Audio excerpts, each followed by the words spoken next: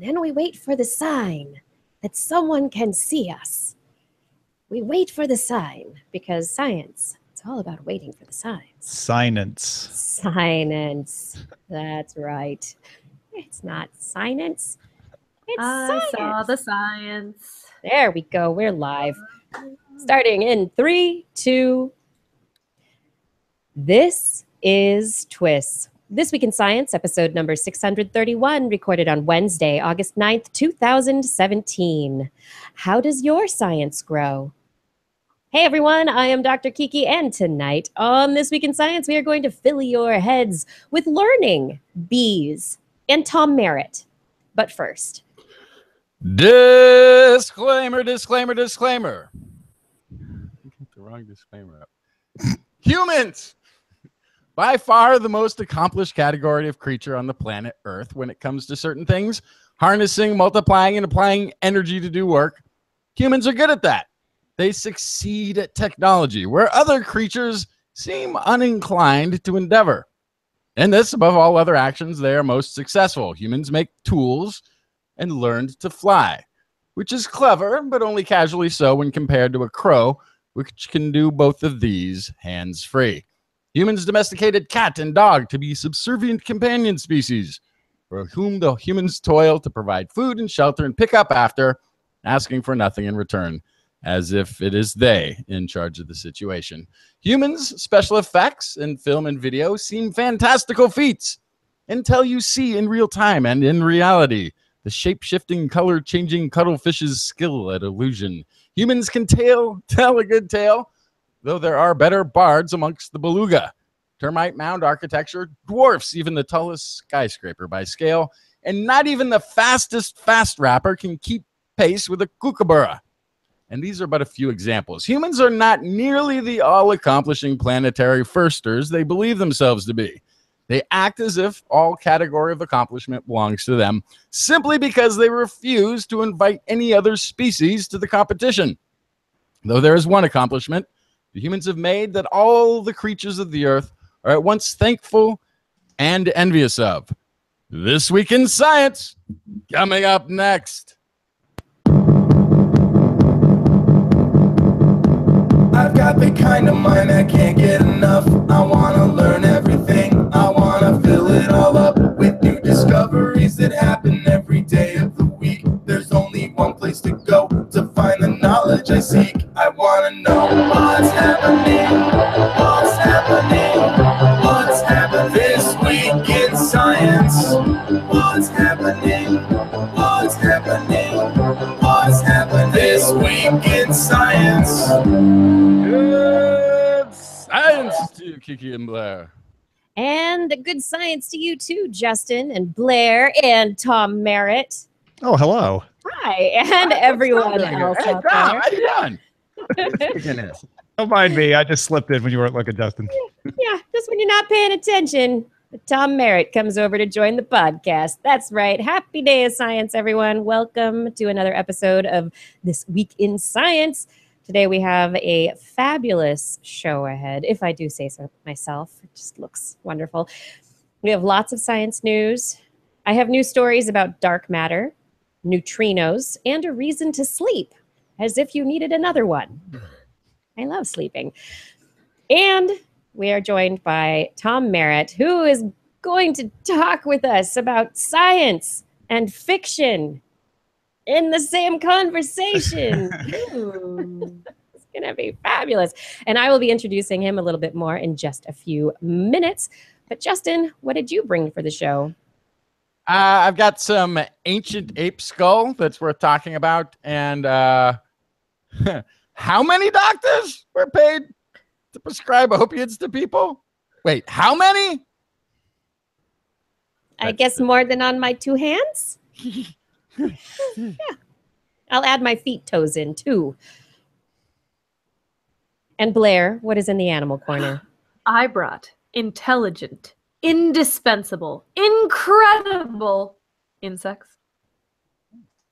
That's it. Oh, okay. I thought you were going to go somewhere else with that. All Nope. right. Insects. Because they're so incredible. They can take up the entire animal corner. There's those a lot invertebrates. of them out there, so it's pretty cool. Yeah. Biomass dwarfs humanity. Yes. Doesn't That's it? Doesn't it, though? All right. The show is looking pretty good. And everyone, as we jump into our new favorite segment of the show, I want to remind you that you can subscribe to TWIS, the TWIS podcast on iTunes, in the Google Play podcast portal, on Stitcher, in Spreaker, and in TuneIn. Just search the interwebs, or you can just go to twis.org and look for our RSS feed if that's what you're into. You can find us on YouTube and Facebook. Look for This Week in Science. Remember, twis.org, though. It's where it all comes from. Now it is time for What Has Science Done for Me Lately? And we got a letter from Minion, Fernando, López, Haro. And Fernando wrote in to say, besides science, my other passion in life has always been painting. Recently, I've picked up my old oil paints and brushes and have profited on hours upon hours of the soothing application of layers of paint in a canvas, letting my creativity unwind. At the same time, it got me thinking about how this activity was done in the past. For instance, pigments and dyes used to achieve vibrant and intense hues that really stuck to the canvas were often obtained from rather hazardous materials. Many well-known examples include lead for whites, arsenic for greens, and mercury for reds, which were essential to obtain a long-lasting hue, but were also critically toxic. And in most cases, the reasons behind the debilitating conditions were not even well understood, and thus couldn't be cured, nor could they be treated. Fortunately for artists today, toxicity is one of the main concerns in the production of modern supplies, whether that's paint, solvents, lacquers, or tools alike. It was science which led to the identification of these compounds as the culprits. As a culprits of such a diminished quality of life, consequence of prolonged and improper exposure to noxious substances. Moreover, science has allowed both the discovery and the synthesis of less harmful alternatives than those compounds used in the past. Today, painting is, for the most part, a no longer life-threatening activity, which I can enjoy while listening to the reassuring and constant progress of science delivered by your amazing show. Thank you. And this is Fernando López Haro. Painting, So, no longer painting. a life-threatening pastime. No longer a life-threatening pastime. No. And he went on to say, thank you for such an inspiring, entertaining effort to inform and spread the word about the wonders of what humans are able to do through careful and methodical thought. You make it seem like an easy task, but making a podcast like yours is a feat that requires extensive amounts of consistency, patience, organization, commitment, and most of all, passion. Thanks for being an inspiration to myself as an aspiring scientist about to finish my undergraduate studies as a chemical engineer and eager to pursue research-oriented opportunities out there. Listening to you every week fuels my hope that humans are capable of changing our collective future through the power of science. Keep up the good work. Greetings from Mexico. Thank you, Fernando. Thank you so much. Yeah, and that's really good to know because I paint, but I just assumed it was all still highly toxic. I had no idea. Not so toxic anymore, thanks to science. Fernando, thank you so much for writing in. And remember, everyone out there, we need you to write in to us to let us know what science has done for you or does for you week after week, or what has it done lately. Leave us a message on our Facebook page, facebook.com/thisweekinscience. And we want to fill this segment of the show with something from one of you every single week. So keep writing in so I can schedule reading your letters. I do really appreciate this part of the show. Thank you so much. And now, drum roll. I'd like to introduce Tom Merritt. He's an award-winning independent tech podcaster, and he's the host of regular tech news and information shows. You may have heard his voice on Sword and Laser. It's a science fiction and fantasy podcast, and book club with Veronica Belmont. He also, every day of the week, Monday through Friday, puts out the daily tech news show. Daily, right? You get that? Every day. ish. About tech news. Yeah. Yeah. Covering the most important tech issues of the day with the smartest minds in technology. He's got good friends, I tell you. And he's also working on Current Geek with Scott Johnson, Cord Killers with Brian Brushwood, and he does Top 5 for Tech Republic. And then somewhere in there, among all these podcasts and periscopes, he writes books also. It's pretty awesome. This is why I listen to podcasts at 2 1/4 speed, because I'm doing all this other stuff, which is funny when the show started, because I've been listening to This Week in Science for years and years, and I'm like, wow, Justin's disclaimer seems a little longer than usual. It's good. And then the music started, and I was like, wow, the music seems a little down tempo. And I realized you're at normal speed right now. This is real life, normal speed. Yeah. I wonder how many people out there do listen to us at increased rates of listening. You know, I bet it's a pretty think good that we're percentage. very different. Yes. I think there's just, in order to make sure my stories are more clear in the future, I'm going to talk like this for my portion and segment. Then I'll have to go to 3 speed. Oh, boy. Yeah, I already feel like people tell me I talk way too fast. That's got to be out of control. Yeah. Blair, you sound like a chipmunk. You have a lot of energy. A lot of energy. That's right. So, Tom, tell us a bit about your different podcasts. I have been on the Daily Tech News Show before, And you will be again shortly. Yeah. And will be again soon. Yeah. But what got you in? I mean, you started a long time ago working on the tech news. How did you get into doing this? Yeah. I mean, the short answer is I was working at CNET in 2004 when podcasting was becoming a thing. And I started, it wasn't the only one, but I was one of the people agitating to do a CNET podcast. One thing led to another, and Molly Wood and myself were doing a weekly 10-minute tech podcast called Buzz Out Loud, which 3 months later had become a daily 40-minute tech podcast. And after I left CNET, I did a show called Tech News Today for TWIT. And then after I left TWIT, I started doing my own show, Daily Tech News Show. So I've been doing it ever since. But why tech? What draws you to it? I've always been into technology. I have always been fascinated with computers in particular, like making them do things. One of my earliest experiences was with a TI-99 4A, doing basic programming and making games happen. And then I programmed software for my own computer baseball league on a Commodore 64. And then fast forward through a lot of other things. When I started working for ZDTV in 1999, I was able to get into coverage of technology and working on the website for that. And one thing led to another, and here I am. It's always fascinated me what you can do, the things, especially on the internet, that have changed so that you don't need big, expensive equipment that you used to need when I was a kid. You can do it with, it used to be a laptop or a desktop, and now you can do it with a tiny little square piece of glass in your pocket. Oh yeah, I'm constantly amazed by these really fast computers that we have. These computers that can take pictures and phone calls, and they do it all, and it's in your pocket. So you've all reporting on technology and constantly seeing what's new and what's coming up. I find this for science sometimes. You end up on like the bleeding edge of discoveries, the bleeding edge of the technology. How do you bring yourself back to relate to what everybody wants to know about what's important? Yeah, I do a couple of error corrections of my own biases in picking my stories. One of them is to look at like algorithmically generated lists like Google News or Reddit.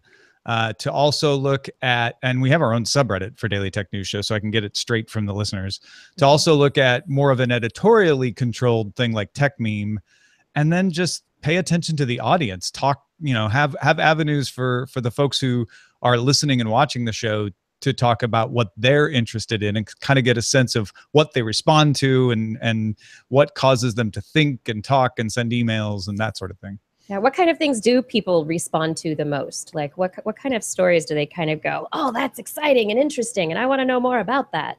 It's usually two kinds of things. It's a theoretical thing that hasn't been beaten to death, right?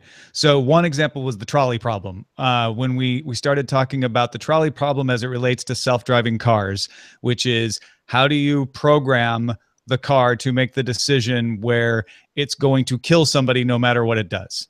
And what are the ethics behind that? And what is the proper way to develop that? And we had a lot of people really get into it. Doesn't matter. They're going to hit that problem. And then other people like, yes, but even if it only happens 1 out of 1,000 times, we need to plan for it. So it's those highly theoretical things like that, or really super practical, like, I have this phone and it's broken. How can I fix it? Or, why is my device not doing the thing that I want to do? Should I get this particular smart speaker versus that one?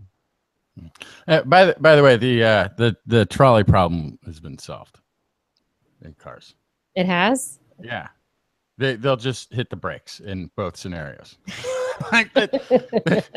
Yeah, the default you're on that side. You're on that side of the argument, and there were a lot of people on that side of the argument of like, it's not a problem. There isn't a problem. There isn't a problem. The car actually, because the car is going to hit the brakes. It's got they're all going to have forward. But then what if the brakes fail? Right. Well, then the brakes fail. Brakes fail and brakes fail. The brakes fail and it can go left or right. It won't. It'll just the brake that's gonna have backup, the emergency brake. This was like a week of DTNS right here. It'll with people cut going, the engine and downshift hard. Yeah, but it won't. It won't. It just won't. It just won't happen. Oh my goodness. Well, that's the thing, though. That's the thing, and I'm still picturing that moment with the self-driving car where I'm stuck in traffic because I'm the last one to adapt in any technology, and so I'm still driving my car, and I'm looking to the left, and there's an empty car there taking little Johnny's. They're going to go pick up little Johnny from school, and there's an empty car over here, and they're going to go pick up groceries at the store because they put their order in online, and the car just has to show up, and they're going to throw it in the trunk, and the car in front of me is getting an oil change, and the car over there is running errands, and I'm the only human left on the road, and I'm in gridlock because everybody else's car is out there too. Well, and you're in the only lane that's the human drivers are allowed to be in. The human lane. Well, that would be great. If I get my own lane, then it's all worth it. Then I'm not stuck in traffic and I can go. But it's a shared lane. Sorry.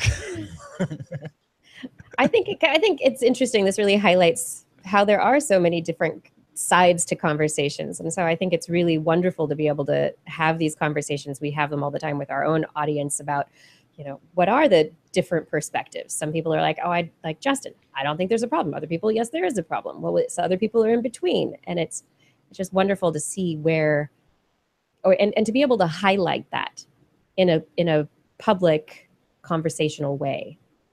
Yeah. And kind of further that conversation and get people to decide what they think. I mean, I think there's too little of that going on. There's a lot of people out there wanting to tell you what you should think. There are not enough people telling you the things you need to know to make up your own mind about what to think.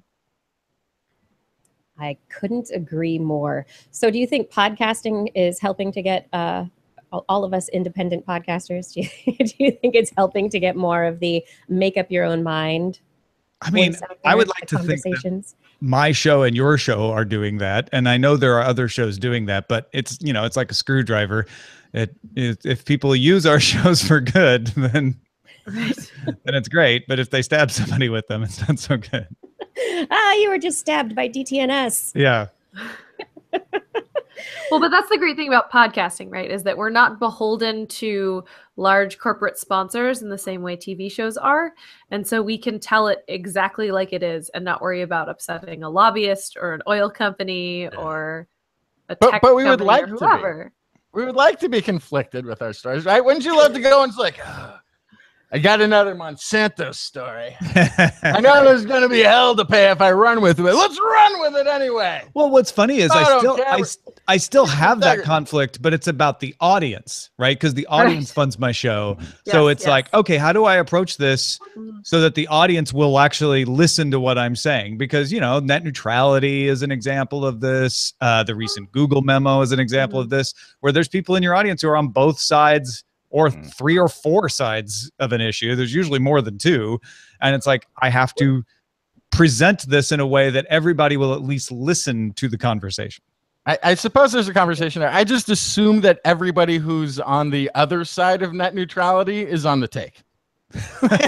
That's just my assumption. They've got a stock that'll pay off with it, or they're getting paid directly. You definitely need to listen to our episode on net neutrality, because there's like 16 sides to net neutrality. Yeah, I bet. I can't picture them, but you're right. I'm gonna have to go find out what they are. And that's why it's so great. If you can't picture it yourself, at least you can hear people voicing them. And that brings you to the point where you say, what? Oh, maybe I can think about this a little bit differently myself. And, you know, I find all the time there are just between me and Justin and Blair, we have our own various perspectives on things. And then we add another voice like Tom Merritt to it. And then there's a whole another ball of earwax there.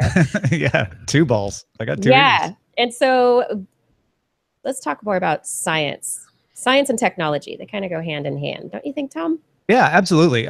It's actually one of my favorite crossovers is when there is a story that I will hear. I will do it on Daily Tech News Show because I'm like, oh, this is a really cool angle of technology research that's happening. Maybe it's in the lab, but it promises to be something good in the tech world down the road. Then I hear Anthony Carboni and Jeff Kanata making fun of it on We Have Concerns, and I get like a really fun perspective. And then it's covered on This Week in Science, and I get a whole new understanding of it because I hear your 3 perspectives on it. But I brought a couple of those kinds of stories that we've talked about on DTNS. Awesome. So let's hear them. What do you got for me first? At Columbia Engineering published a study in the Journal of Neural Engineering describing a system that combines a little mind reading with a little alternate artificial intelligence for hearing aids. So one of the problems with hearing aids when you're in a loud room is that natural human ability to isolate a particular speaker is harder to do. This system uses deep neural networks to separate the speakers before it even gets to the hearing aid, to be able to say, okay, we think there's 5 people speaking and we think we know that this bit of audio is from that person, this bit of audio is from that person. Then they monitor the neural recordings of a person's brain to find out which speaker they're trying to pay attention to. They can tell with a little bit of, electrodes on you, like, okay, it seems like what they're trying to hear, what they're trying to focus on is this part of the speech. So the AI then says, great, amplify just that speaker to help that speaker stand out a little more. That's amazing. Because that's one of the issues, especially with like the cocktail party effect, where there's a din and there are all the different voices. And maybe you want to talk to a person right across from you, but your hearing aid doesn't know that. It just amplifies everything based on its normal amplification, how far it is away from you, and maybe the frequencies that are in that person's speech. So there are a bunch of different interesting things in here. A neural network. Yeah. So this is an AI learning algorithm. Right. So they do the typical deep learning thing and teach it how to recognize different speakers in order to then have it do that for the person who has the hearing aid. They aren't able in the lab. They weren't able to do it in a portable way yet, but they've been able to do both pieces in ways that could be portable. So the next step is to put it all together in a package. Yeah, so it seems like the framework should already be there in the brain. We evolved at one point from a jungle-ish environment. In nature, you have to be paying attention to all the sounds around you. Our brain actually does a very good job of deciphering a conversation in a crowded room. But when it's interesting, when the hearing deficit is there, when the audio is not there for you to pick apart, I can see how that framework would sort of get a little bit lost, have a harder time at sort of silencing the peripheral. Yeah, and as you get older, it gets harder to pick those voices out of the din. And when the hearing aid is just making the din louder, it doesn't really help much. Yeah, it's a real dinner event conversation. Yeah. Dinner conversation. Yeah. And what's fascinating as well is that they're able. I mean, this is something that has been ongoing. Is signal recognition in the brain. So recognizing certain patterns of brain activity as being related to certain behavioral constructs, certain needs or actions or wants. And so to be able to take the neural data and reconstruct it in a way that can then be learned to match with the neural network. So you can actually match the intent of the hearer with the voices of the speakers. This is impressive stuff. I mean, right now they probably have to walk around with I don't know, big boxes and computers and wires. Yeah. They had to use an invasive electrocorticography recording from neurological subjects undergoing epilepsy surgery for the paper that they presented. But they have been able to do just that part without tying it into the rest of the system, without being invasive. So they're hopeful that they can do it with an external electrode in the future. It seems like this also would be something that could be helped just with something like the Google goggles, right? Like it just recognizes what you're looking at. It'd be terrible for eavesdropping when you're trying not to notice that you're being overheard. But if you're staring at somebody, and the goggles can pick it up and tell your hearing aid, hey, amplify that subject. That might be a way around trying to read the neurons for it. It's called auditory attention decoding is what they're trying to do. Awesome. Well, I hope they're able to do it. And there are those gaming headsets, the EEG arrays that people are using for using your mind to control games, or for behavioral modifications to help you meditate for mindfulness and that kind of stuff. But they can also, if they can also record brain signals, maybe it's just as easy as wearing a hat or a fascinator in the old term. I do like a hat. A hat or a fascinator. You do, exactly. Ed from Connecticut says, I'm okay with brain neural interface until they drill into your brain. But you know, Ed, the next generation of drilling into your brain isn't that bad. They got this little ceramic, it's like a tiny cork, tiny stopper that they can pop in there that can totally mesh with the skull material around it. It's very subtle now. People won't even know you're wearing a brain implant. Oh yeah, no, that's gonna be my old man moment when everybody's going to get their implant down at the Apple store, and I'm like, I don't know if I want Apple drilling into my brain. Yeah, and in the future, nobody's gonna be behind the back of their hand snickering at the size of your brain implant. A whole new way to bully kids. Great.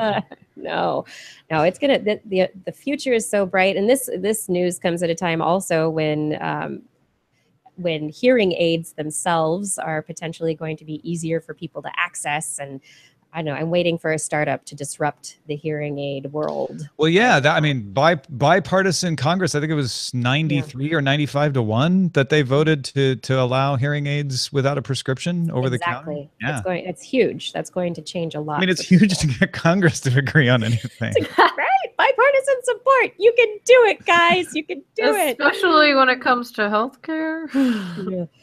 But moving on from hearing, you had a fun sleep device. We all like sleep because, I mean, obviously Congress wasn't asleep at the wheel on this one.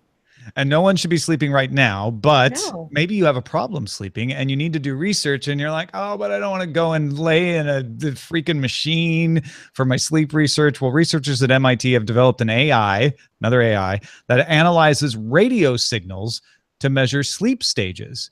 So this is the exact opposite, non-invasive entirely. It's a little box, kind of like a router. It emits a low power radio wave, kind of like a Wi-Fi router. So if you've got a Wi-Fi router in your house, you've got almost exactly the same thing. It just does a different thing with its radio waves than this box does. This box analyzes the reflections of the radio waves. And the key, again, was training a deep neural network to recognize what was respiration, what was pulse, and what was just bouncing off the wall, and tell the difference among all of that information. In a test of 25 healthy volunteers, the new technique using the box was 80% accurate, which may not sound that impressive to you, but that is comparable to an EEG monitored by specialists. Those specialists are only about 80% accurate. This means sleep studies wouldn't need to be restricted to lab situations or special hotel rooms with people around you while you're trying to sleep. But electrodes could just be attached. You wouldn't even have to have electrodes attached to your head. Sorry. I mean, you would just have this box electrical engineering and computer science professor Dina Katabi led the study, and she'll be presenting it, or is presenting it, did present it today at the International Conference on Machine Learning, August 9th. I think this is so cool. I mean, we've been having reports for a while that we could use Wi-Fi and Bluetooth potentially to see through walls, or for a certain amount of, maybe if you were a spy, you could, or interested in the activities of people in a certain location, you could potentially use these radio frequency signals to be able to pick up the movements of people or their activities. And we know that it's gotten sensitive enough that things like pulse can be determined. And so to actually take that technology and create something that is applicable to not to research, but also that could potentially be purchased by individuals to help them monitor their own sleep without having to sleep on something or go into, like you said, a sleep lab. I mean, I've never wanted to go in because I'm like, how could I sleep covered in all those wires? And what if I had to get up at night and go to the bathroom? I have problems sleeping. Here's what you do. Let's cover you in wires Right. and put you in an MRI machine. He's not sleeping.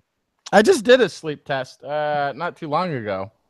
It was pretty uninvasive. There was one thing that you jam your finger into, and it like gel collapses on it. It like holds it tight there, so it's checking your pulse, I guess, throughout the night. So they're not all as bad as they used to be. It sounds like that's good. No, and then there was one piece that I taped up to my chest, and that was just kind of like it. Like it was a little janky. There was wires around, and I was connected to a box that was monitoring the thing. But it wasn't like making noises or totally invasive or anything. Yeah. And I did it at home. I didn't have to go anywhere, right? That's I could nice. be home for it. Mm-hmm. Well, and that's the nice thing about this situation too, is they could give you the box, you take it home, plug it in, and that's it. That's all the setup. Nobody has to set it up for you. And then it can record for nights on end and build up a bigger data profile of you. Yeah, see, and that was the thing too. I only got the device for one night and had to like return it right away. Yeah. So was that night a typical night, or was that a rough night, or was that a night where I got a lot of sleep? There's no way to tell. Well, considering how much, what are they called? Fitbits and Apple Watches can figure out just on your wrist in terms of your sleep cycle. They can estimate when you're in REM sleep based on that. I'm not surprised it's making these pretty big advances, but I think it would be really cool if that's what it turned into, right? It was just your GoPro or just your Fitbit would be able to do all of this sleep study work for you. Then you could crowdsource sleep study information. You could just people could opt in via their device on their wrist. Well, you could do all kinds of motion study. I mean, I hadn't even thought about it going the other direction. There's radio waves bouncing off of us all the time these days, right? If your Fitbit could do what this box does and just read the radio waves bouncing around, it could tell not just about sleep, but about motion and gait and all kinds of stuff. Yeah. Although to my my friend at work who's been very proud of his Fitbit steps, but is also an Italian descent gesticulator when he talks. I pointed out, like, every time you do this, the thing thinks you're walking. He's like, no, it tracks through GPS. You have to actually move somewhere. I'm like, okay, so we did the experiment where he sat there and did this for a little while and then checked it and was like, oh, man. How many steps did he get just talking to you? Just talking like this. It was just adding them up. Each one of these was a step. It is exercise when you talk. It's exercise. Yeah, when you talk with your hands. But I think he's maybe lost thousands of steps a day. I mean, no, that's hilarious. Well, it's just unfortunate. The arms, they don't activate the cardiovascular system the same way that your legs do. It's unfortunate. Yeah. All right, so moving on from sleep and exercise. You can find Tom reporting on all of stuff like this, gadgety, science, technology, and also straight up tech, the news with the big tech giants and what's going on with them. 18-core processors, all that stuff. Right. At 18 core. Wow. Yeah, Intel just announced one. Jeez. At the Daily Tech News Show. And if you're not listening to it, it's a great program with, as the intro said, with amazing guests. Intelligent guests. But I want to get to the science of your science fiction now, Tom. Mm-hmm. I'm waving this book around for those of you who This are one? listening to the podcast. Yes, that's just that book. Get your steps in with that book. I know. I'm getting my steps in, waving around Tom's book. Quit waving it. How will I know what the title of the book is if you keep moving it around? Oh, It's there we go. called Pilot X, and it is science fiction in the most wonderful, hard to address subject matter, time First of all, travel. Fantastic cover. It's time travel. This is a wonderful book. So tell me, how did you go about figuring out the science for your fiction? Yeah. So, I mean, first of all, this is definitely not hard science fiction. This is very much on the space opera end of things as far as the story goes. I just avoid a lot of the physics in it. But Well done. the actual method of time travel I wanted to embrace was based on the idea that if you could travel in time, you couldn't change the past. That space-time is unitary. And if I have gone back to 1965 and met my mom, that's already happened. It's in my mom's experience, and I can't go back and convince her not to have me or create paradoxes. Like it's just a unitary thing, and we always privilege our point in time, but from if you could be an outside perspective on time, it would all just be a solid unit with everything having already happened. But then what's the fun, Tom? That was the thing that I figured out. I'm like, okay, I set myself this challenge. How can I tell a story? Right now, here's my way of explaining it. Right now, you know that the planet's surface is stable, right? Like if you just take this slice in time, everything on the planet is where it is, and it can be known, and there's no real surprises if you can go through and look at the entire planet. But you can't. You can't see beyond this little realm. And even if you travel, you can only still see a small part of the planet. Now, blow that up to the entire universe with multiple civilizations. Even if you can travel in time, even if your entire civilization can travel in time, as long as you have a limited lifespan and you're not immortal, you can't visit every point in time. So there are still surprises. There are still things that people are like, oh, I didn't know that this area of time existed and these events were happening here. That's what caused this other thing to happen. And so on the grand scale, the major plot point is that there is a dimensional war being fought in secret. They're trying to hide it in places of space-time that people never visit, in eras and locations. And then there's smaller things like this guy keeps showing up to invite my main character to a party, but it's too early in his timeline. He keeps getting it wrong. So I really like this. So in counterpoint to, say, Doctor Who, where he can go everywhere at any time and he regenerates, so he is basically immortal. He can know all of space and time and all of the species and in all parts of the universe and know everything about it. Whereas your character, or your main character, and also the individuals in it cannot. Yeah.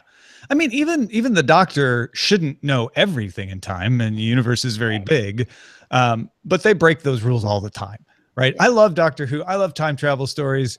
I love Star Trek and all of those time travel. And sometimes they annoy people. I love them, but it still bugs me when they change things. And it's a fair cop out. It's both fair and a cop out to say, oh, quantum alternate universe, right? This isn't the original timeline anymore. It's like, all right, I guess you can get away with that. But I wanted to try to write a story where making that happen is very energy intensive. To move to an alternate timeline would take way more energy than any civilization has. And so let's talk about your ship and the ability of the ship that you've come up with to travel through time. Yeah, I named her Verity after Verity Lambert, who worked on the original Doctor Who. And she is an AI who of course, isn't a person and doesn't have a sense of humor. Or does she? Or does she? That's one of my favorite things. She keeps saying things that could be taken as just flat delivery or actually an attempt at a joke.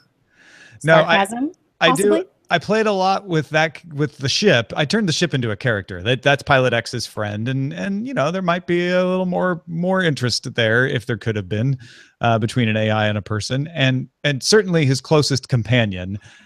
And the ship, very often I had her say things that could be read two ways. I really tried to have almost everything she says to be able to be read as flat, emotionless logic, or the kind of thing someone very sardonic and satirical might say. But if And it how comes does- out flat, yeah, you can't tell. Yeah. But how does she? I love the description of how she can exist in any point in space. She's a singularity. Was that? Oh, right. Yeah. No, Yeah. the ship carries a singularity in it. So that's how he can store everything. And of course, Verity has access to that singularity. So she can see a lot more because of that. That is definitely one of those things where the science probably doesn't bear very close scrutiny. How do you keep that singularity accessible in the ship as it moves around through space and time? But somehow they do. That's as far as I get there. Right. So you're not actually addressing the physics of the energy required to maintain a singularity or to actually. I did kind of do a little hand waving of like the singularity doesn't actually move. It's just their point of access that has to move. So it's like a wormhole entry that they keep having to create. But the singularity itself is still where it always has been. If you could imagine what kind of energy source they use for their time travel. I know you didn't really address it directly, but what do you think it could possibly be? Do you have any ideas? Yeah, so I'm tempted to be snide and just make up a word because that's kind of, it's like they found a source that is not inexhaustible because that's unbelievable, but is really efficient. It's always tough. Because there's always like asteroid mining and junk going on in sci-fi. And they're pulling out these weird materials. It's like, wait, we have an elemental table already. Yeah. The universe has already been broken down to its constituents. There's not other different stuff just because you've got an asteroid. And that's kind of why I avoided it, because I didn't want to go down that rabbit hole. But at the same time, there is a pattern of us figuring out how to use the materials that have always been around in a different way to get more energy out of them. Yeah. So it's florbium that they've developed. Florbium, which is a derivative of course of exium, which was discovered by the Terentians, now extinct race, and was mined out of carbon. There we go. Did you when you write, do you come up with the universe? Do you have a playbook or a Bible that kind of describes things before you get started writing, or do you just kind of put it all out there? I with most of my books, I start with little vignettes. I think of the world before the story. And so with Pilot X, I wrote a sketch of Pilot X landing on the planet and people reacting to where he had been. I wrote a sketch of his first flight. And so I write all these little things to kind of get an idea of the characters and the world it's living in. And I will start to build up, it's not quite a Bible, but it's a notepad of like, oh, these are the names of the major races, and this is their characteristics, and these are the characters. And then when I go to actually sit down and create the entire story, I've got that as a reference. Right. And you can't just like walk into all of that on the first day. Today we walk into a bazaar of all races gathering together, and we'll have to do a little backstory, a little definition, a little explanation, and explain of all of these different, kind of run into them one at a time along the way so that they have some sort of lasting impact, or you interact with them for a little while, right? Well, and what I did is I created 3 races. There's no humans in this. There are 3 races. One of them is very humanoid and the other 2 aren't. And those are very well developed and explained. And then there's some minor side planets that get visited that you don't have to know their whole backstory. There's a monk planet and a pineapple planet and a trade planet. When you say pineapple planet, yes, pineapple planet. There are no beans pineapples there. Are pineapples? Just looks like one. There There are no pineapples there anymore. No Exactly. pineapples. Or is it just a coincidence? That word means something completely different when you're It's the old saying, the pineapple planet, there are no pineapples there. Oh, yeah. Yeah, the old saying. Of course. It's an old Linden saying. Settled that. Okay. I don't want to tell you, Blair, because it would actually spoil part of the All book. right. So. Okay. I'll read the book. You should read the book, Blair. It's Okay.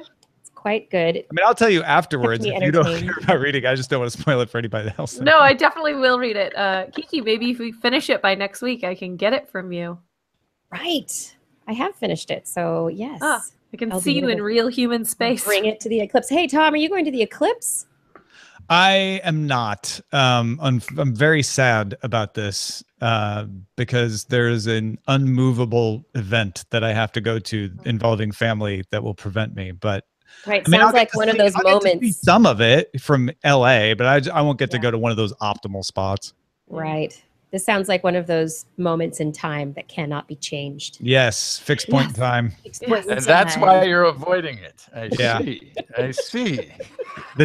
My niece is a fixed point in time. Yes. You should write that in her card. Thanks for making me miss the eclipse. Happy birthday. You're a fixed point in time. Maybe someday you'll understand what that means. Oh. Or give her the book for love of and the sign sun. that inside. Sign You're a that fixed point in inside. time. Love, Tom. Yeah. Do you have any other books that you're thinking about? Do you constantly have little ideas? Are you writing do. constantly, or is this kind of like a spurt thing?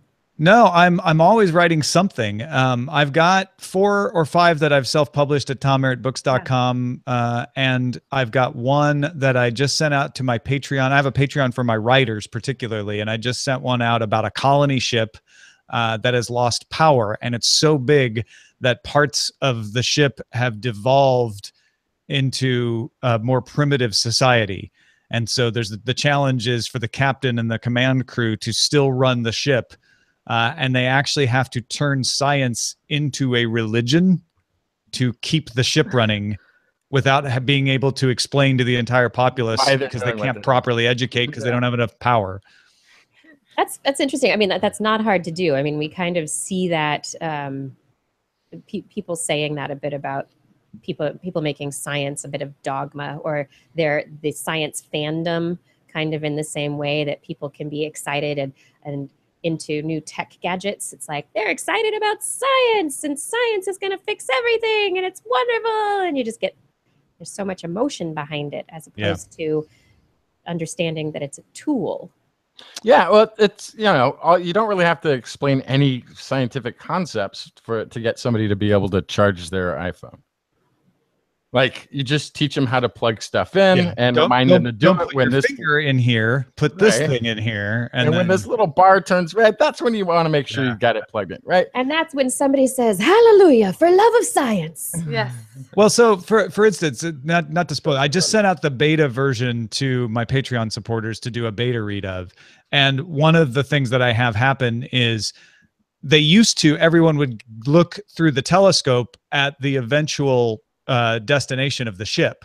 But so many people have forgotten that they're actually even on a ship that now it's become a ritual to look at what they call the hope point. And they sort of like, well, let's keep the habit going without having to fight to explain what this is about. So it's really fascinating fascinating about that too, is you could create all the sort of different aspects of that you can see within a single religion. Like there could be somewhere who are like worshiping the image of the captain. Yeah, no, the captain's men is the name of the priesthood in the book. Okay, beautiful, perfect, right? Yeah, and others may have like scientific devices that they've got up on an altar that nobody's allowed to touch because they've got you can go through all of the. Oh, that's fun! I love it. So anyway, that's in the works. Where's that's in the works on your Patreon right now? Yeah, that's at patreon.com/acedetect. Ace Detect. ACEDTECT. Wow, good job. You remembered how to spell that stupid name. I do.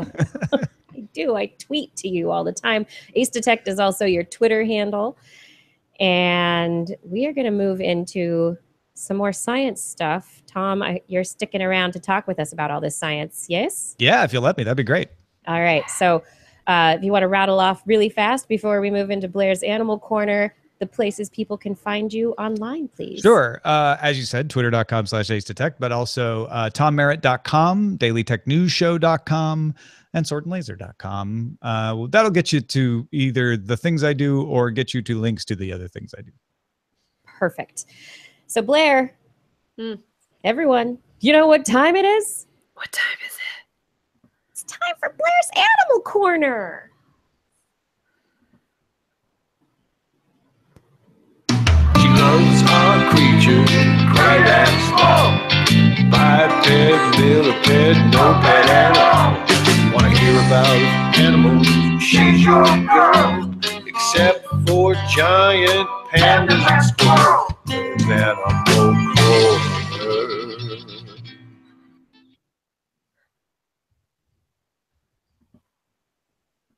Yes? Oh, Justin's not here. I was waiting for Justin to go, what you got, Blair? Oh, man. I know, I'm like, why I'm is so she conditioned. talking? I was You waiting. are. Okay, so what I've got to start are counting bees. So bees, we've talked about this before. They understand numbers pretty well. Even as early as 2009, we were able to deduce that they could do some basic arithmetic, like 12 minus 3 equals 9, which is amazing enough. But now a new piece of research from University of Melbourne has found that bees understand the concept of zero.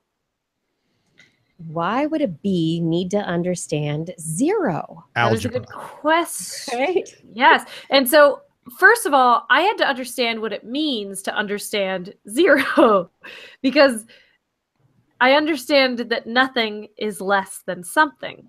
But that's not what understanding zero is. Understanding zero is that 0 is less than 1. 1 is less than 2. So to understand that, to not say something versus nothing, but to understand that it is a numerical integer less than 1. Okay, so it's actual. Something that So- could become 1 when you add 1 to it.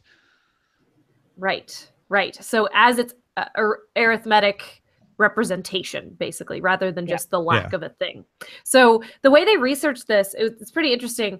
They found, first of all, that bees do much better if they're punished for bad behavior as well as rewarded for good behavior, which Wow.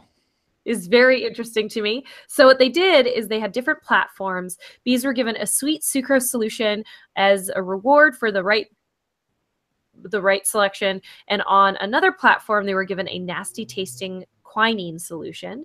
Then that's the wrong answer. And what they found was that the bees associated a platform that had fewer shapes on it with the sweet rewards. So they had to pick the lesser than. So 6 and 4, 4 and 3, right? They had to pick the lesser number. They did that about 80% of the time, which is right in line with the previous research that I was talking about, where they were able to do some arithmetic. But the next step of the test was taking differently shaped objects to confirm that it's the number of shapes and not the size of stuff. They did that at about the same success, 80%. And then they were given a choice between 2 or 3 shapes and 0 shapes. So 3, 2, or 0. Bees picked 0 with around the same amount of accuracy. Oh, I get it. And so if they didn't understand 0, they'd pick 2 because 2 is less than 3. Correct. Ah. Yes. And then they did another experiment where they were trained in the same way, but they had to choose to land on a platform with either 0 or between 1 and 6 objects. And they consistently chose 0. Wow. But they were less accurate and took more time when the other option was 1 rather than 2, 3, 4, 5, or 6, which means they are making a numerical decision. So you said 80% accuracy? That was with the first experience. So they got a B. Yes. Nice. Yes, A they Yeah. So because they messed up more when it was between 1 and 0 than when it was between 6 and 0, means they were actually thinking about it like a number. Yes. And because the difference between 1 and 0 is less than the difference between 0 it's and closer. 2 or 0 and 3. Right. Absolutely. Yeah. So this study shows that bees' comprehension of 0 is actually similar to that of humans and primates done in previous trials. But they haven't done a lot of trials on other animals other than primates on the recognition of 0. So if bees can figure it out, it's time for us to start looking in some other places in the animal kingdom as well. And so the question is, what is this numerical ability helping them with? Is it something to do with their navigation? Is it something to do with their foraging? Why would this numerical calculating ability make sense for them to have evolved? Yeah. So why would they need to know that 0 is less than 1 and not just when there's nothing? Right. I mean, maybe it's possible. Maybe it has to do with pollen harvesting and having quantities of pollen left in flowers. Yeah. That seems like a hard thing to count. I wonder if it has. I would think it has more to do with. Well, I would wonder if it has. Ooh, burn. I would wonder if it has more to do with identifying how many other bees are like in an area. Like, right. There's too many bees here already. I should go where there's less bees because then I'm more likely to find a flower that still has pollen on it. I would wager. I'm going way down into stoicism logic for bees, but it's. I would wager that knowing what 0 is a fundamental part of doing proper arithmetic. We did math without 0 for 1,000 years. Did you? So bees are smarter than medieval Europe, is what you're saying, Justin. Did medieval Europe not have 0? No, they borrowed it from the Middle East. The Middle East, yeah. Wow. Arabic. Oh, shoot, I had no idea. That's very interesting. Dumb Europeans. I don't know. I think that even though they advanced math, right? Yeah, to do advanced math, and maybe they didn't. Maybe the Europeans didn't have a 0 that we can go back and look in the books for, but maybe they had. Humans had a concept of 0. There was a concept of it, probably. Even if there was no representation for it, I'm sure. Right, because you also have to be able to understand when weighing the best option for something. If you have nothing or you have almost nothing, maybe neither is worth your time. Maybe. It's an important question. Yeah. Maybe. One thing I do love about this, I mean, seriously, we're talking about insects. This is a bee with a neural ganglia, with a very limited number of neurons. Just a nerve ball, not even a brain. Not even a full brain. I remember at a philosophy course I took in college, the idea of 0 being, batted around as one of the things that makes us human. Oh, oops. Sorry. Another one bites the dust on that list. More and more. One of the things that connects us to the rest of nature, maybe. That's right. Yeah. Yes. Well, speaking of animals that we have shortchanged in the past in the invertebrate world, I want to talk about cockroaches. What are cockroaches good for? Does anyone know? Stepping on? Yeah, they let you know you're still walking on the sidewalk. Turning into remote control robots. There is that. That is for darn sure. Getting a discount on your rent? Yes, that as well. Cleaning beneath the fridge? So here's a really important one. It turns out cockroaches are for. Cockroaches are the key to certain plants' survival. Really? How so? Oh, let me tell you. So the azalea plant, Monotropastrum humile, is a forest floor herb, and they have a really weird way of growing. So first of all, they completely rely on a fungus for nutrients. And its fleshy fruit is the seed nutrients, right, that either help the seed to grow, or more commonly, fruit actually lures kind of natural farmers, propagators, seed dispersers to eat the fruit and then poop out the seed later somewhere else with a nice little fertilizer packet, right? So it has a fleshy fruit that has hundreds of seeds. It's a very small seed. It's about 1/3 of a centimeter. And they have a hard seed coat. When the fruit ripens, the fruit drops to the ground. The whole plant stalk falls down sometimes. The pulp is then at ground level. But what's really weird is that the fruit has no scent. It's a dull white color. And it's inconspicuous against leaf litter. And it's not sweet. So this fruit, it sounds like it's kind of failing at its job. It has no reason for a vertebrate to come and eat it. This is where a cockroach comes in. So the forest cockroach, Blatella nipponica, which is just a kind of a run-of-the-mill cockroach you'd find in a forest, they consistently in the study visited and consumed this pulp. And then they pooped about 3 to 10 hours later. And each of these little pellets, about 1 millimeter long, had about 3 seeds in it. What's more, the seeds were as viable as seeds removed directly from the pulp. So they were intact, they were able to grow. And so these cockroaches, it sounds like they are seed dispersers. Wow.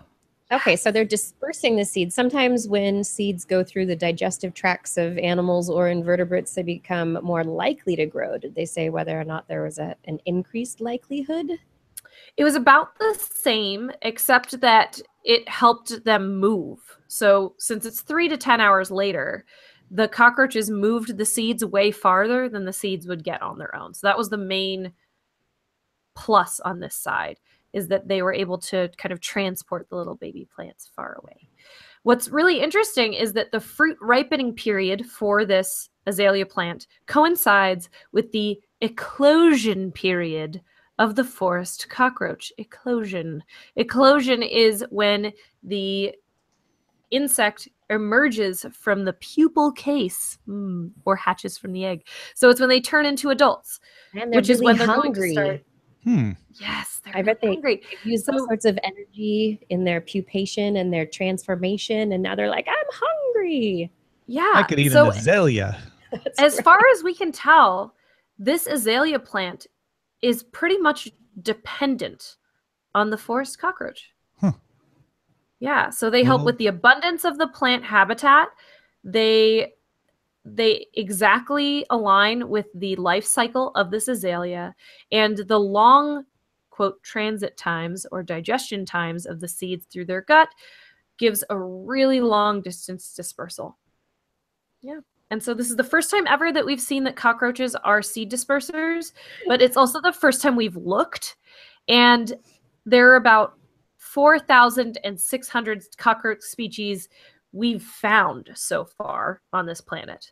So the likelihood that there are more is very high. So this reminded me actually of how a few months ago we found out that some mosquito species are pollinators.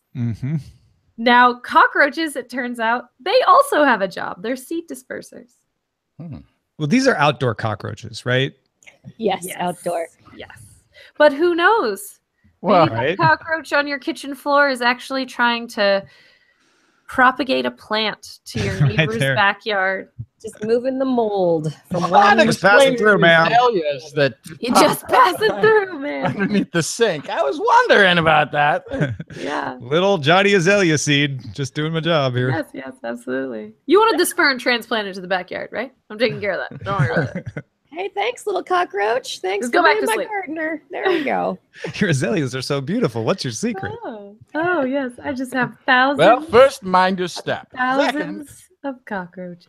I was just doing my job and then the foot came down. Oh, no. Oh, I love that we've learned something good about cockroaches. A reason to love cockroaches. There may be more than one seed disperser among them. That's right. So just next time you see one, picture a little straw hat on their head, a little spade in one of their hands. They're just little gardeners. That's right. And you know what? It's time for us to take a moment. I don't know where I was gonna go with that. We're gonna take a short break. It's time for us to take a very short break. Stay tuned for more This Week in Science. We'll be back in just a few moments with much more science news. Remember, I've got neutrons. We've also got some dark matter. Justin brought something to talk about. Stay tuned. This is This Week in Science.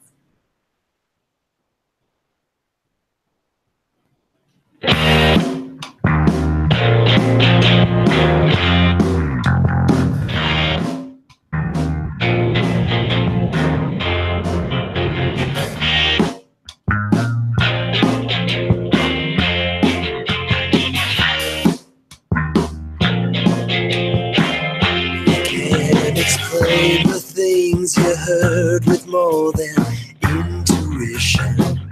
The line of reason shows the way. Hey, everybody. I hope you are enjoying the show. Remember that if you are not subscribed to us, you can subscribe on iTunes, in the Google Play podcast portal, also on Spreaker and Stitcher and TuneIn. You can tell if you have an Alexa, you can tell your Alexa to play This Week in Science, and she will do it for you. It's very exciting news. We're also on YouTube and Facebook, so look for This Week in Science and check us out in those locations. Otherwise, you can head over to TWIS.org, and TWIS.org is the portal for all things TWIS, where you can find links to all the things that hopefully you're looking for. And if you're looking for ways to support TWIS, here they are. Number one, you can get our merchandise at the Zazzle store. Click on the Zazzle store link in the main header bar over at twis.org. That will take you directly to Zazzle. The direct link is zazzle.com/thisweekinscience. And in that store, you will find all sorts of TWIS items, tote bags, t-shirts, hats, lumbar pillows with the TWIS logo emblazoned all over them, or a bit of Blair's Animal Corner art from her previous Animal Corner TWIS calendars. She's working on a new one, you know. This year it's going to be a coloring book calendar. So you have a new calendar to look forward to this year. We're going to start pre-orders for that pretty soon. Look for the link on twis.org. But, you know, peruse the stuff at Zazzle. If you need some new clothes, if you want to find a way to tell the world you love TWIS, this is one way to do that. A portion of the proceeds do go back directly to us and help keep this show going. Additionally, you can support us directly by clicking on the donate button that is on our website. Click on that donate button. It will take you to a little PayPal interface where you can donate to your heart's content. And then finally, if you want to click on the Patreon button, Patreon will take you to our Patreon page. The direct link is patreon.com/thisweekinscience, where you can click on the Become a Patron button and become a patron in an ongoing fashion, a patron of the TWIS podcasting arts. And we do hope that you will help us continue to produce TWIS, be a producer by being a patron or donating or buying our merchandise on Zazzle. If you are unable to do any of those things, please just tell your friends about TWIS. Use social media, use your voice, write a letter, make a flyer. I don't know, put an ad in the weekly in your hometown. Maybe ask people to listen to TWIS. It's once a week, a little bit more than an hour nowadays, maybe closer to 2. But I think we're worth it, don't you? We really could not do any of this without you. Thank you for your support. No bad bruises, it simply deduces the proper percentage of X in your brain. This miracle cure leaves no permanent pain. And still, you can't believe what a skeptic I am. I can't believe you believe in that plan. We disagree, but I still give a damn.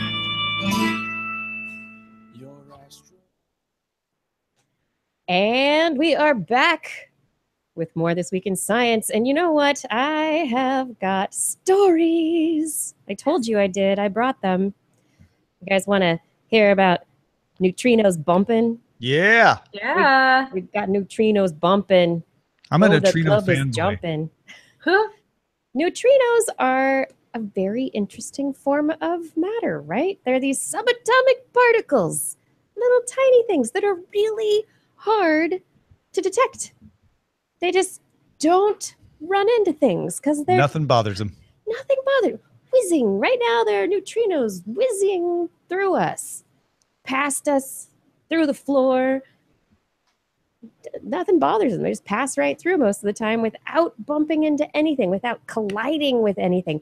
We have these huge neutrino detectors underground with these massive photo multipliers in the hopes that we can detect one of these collisions, that if a neutrino bumps into an atom, that atom will be shaken up enough to blow off some other particles and a little burst of light, a photon.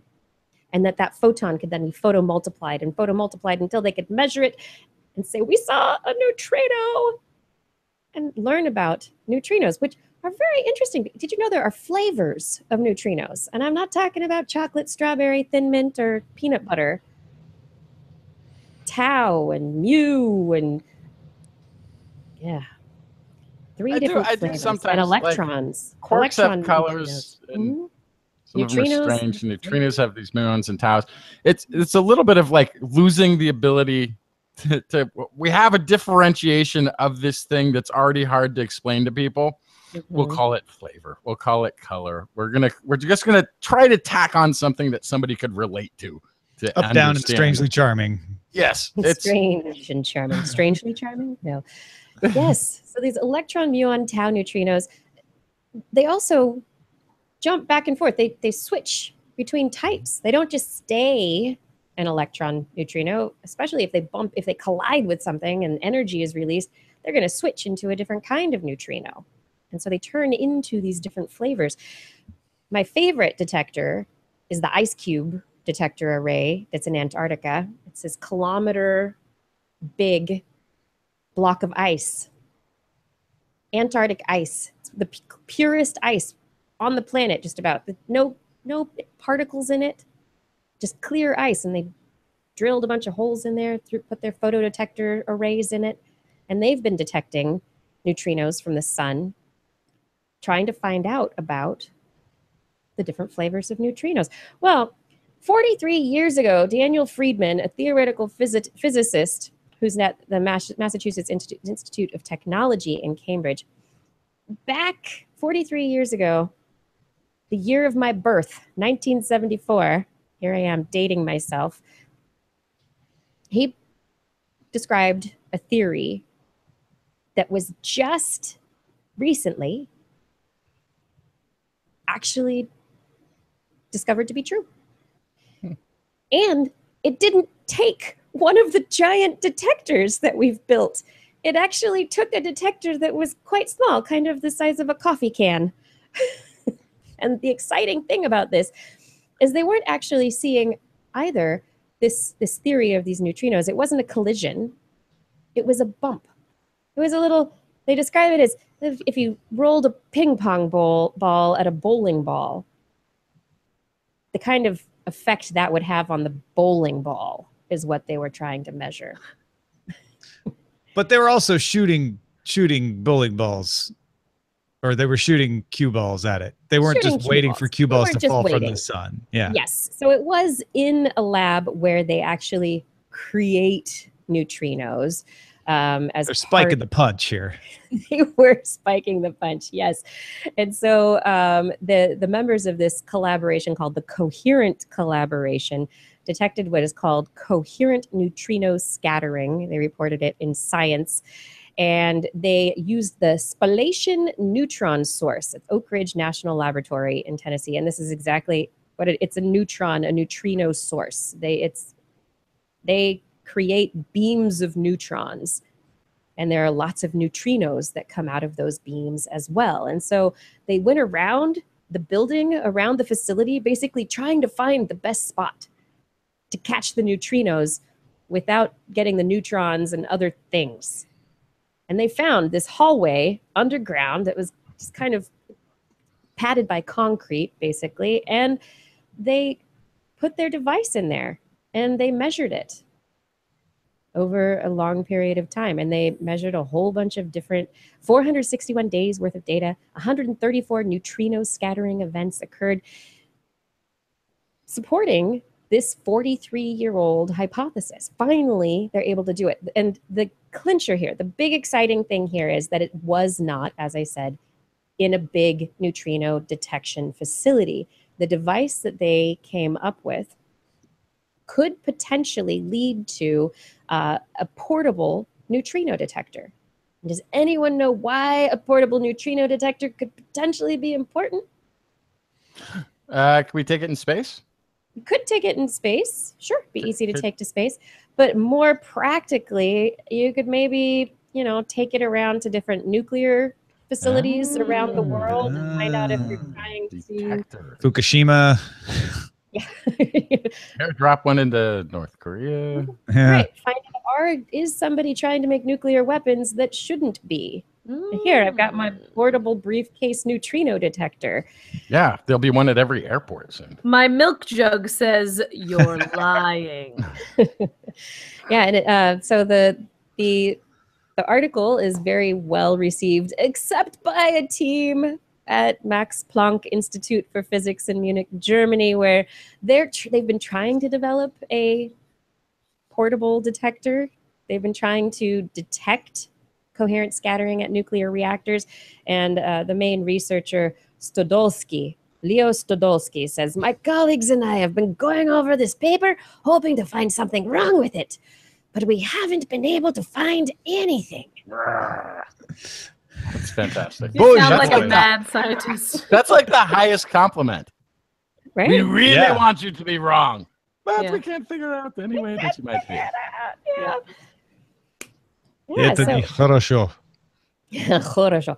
Yeah, so this is a very exciting physics discovery in the physics community, but not just because it verifies an old hypothesis, which in itself is exciting, but because it potentially will lead to future technologies and applications, which is always very neat. And then moving on from neutrinos, I got dark matter clumping. I got my neutrinos bumping. And the dark matter, what? Oh, dark matter. We always want to know exactly how much there is A lot? in the universe. Or just if it is. Or Yeah. where it is. Or I'm what a- it is.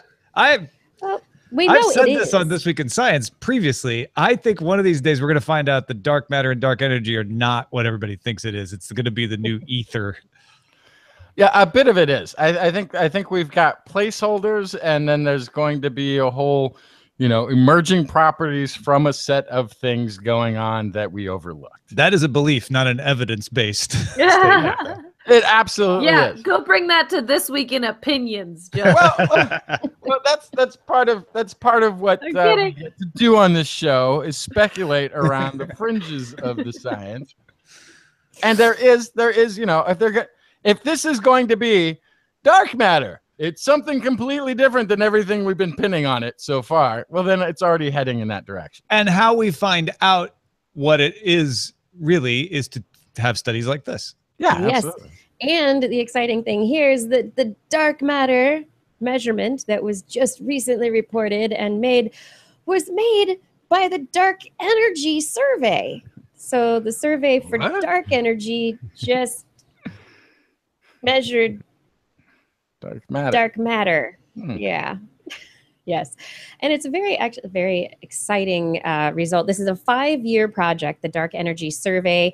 And this August, they are just going into their 5th year of data collection. They just released 10 papers corresponding to the first year of data collection. What they've done is they've taken a snapshot of the universe, just a very thin sliver of it. And they're going to be pouring over this sliver over the coming years. in looking at this very thin sliver, they have been using gravitational mapping, gravitational lensing to accurately portray and represent the galaxies within the sliver of space that they have been looking at. And it's the most accurate measurement that they've ever made. And you know what? It supports the idea that dark matter makes up 26% of the universe. And Wait, that's all? That's it. Dark matter makes up 26% of the universe. And 70% is dark energy. Yes. And the exciting thing here, the interesting part of what they've done is the way that they've looked at it. It's they're looking at current time. There was the European Space Agency's orbiting Planck Observatory that looked back at the clumpiness that occurred just after the Big Bang in the cosmic background radiation. And they were able to take the measurements that they have currently and compare them to the measurements that the Planck survey had. And they were able to actually see, based on the original data from the Planck survey, how the clumpiness evolved over the last 13.5 billion years to now. And they were able to actually do a comparison. So they were able to basically say, this is what it looked like before. We have this from the cosmic background radiation, and now we know what it looks like. So we can estimate what happened in between. And so we can make estimates about the force of dark matter on pulling every matter together, and the force of dark energy trying to kind of pull everything apart and allow for the expansion of the universe. So the two of these together support this very simple version of the dark matter, dark energy theory. And Joe Zuntz of the University of Edinburgh, who worked on the analysis of this, said, the moment we realized that our measurement matched the Planck result, which within 7%, was thrilling for the entire collaboration. Something's there. Mm-hmm. Because this is detection by looking at the effects, right? Mm-hmm. And so you say, well, if what we think is causing this effect, then this other effect should be this. And then they look at that and they're like, wow, it turns out we were right. Exactly. Our hypotheses about how these forces work and how the universe is, how the forces are dynamically directing the evolution of the universe, we were right. Yeah, we're on it. And this is only the first year of this survey. And so we have 4 more years of data, 1 more year of data collection, 4 more years of data analysis to come out. And they're already, the accuracy is unprecedented. So this is a very interesting thing. The Dark Energy Survey team developed new ways to detect the tiny lensing distortions of galaxy images. These are effects not even visible to the eye, enabling revolutionary advances in understanding the cosmic signals.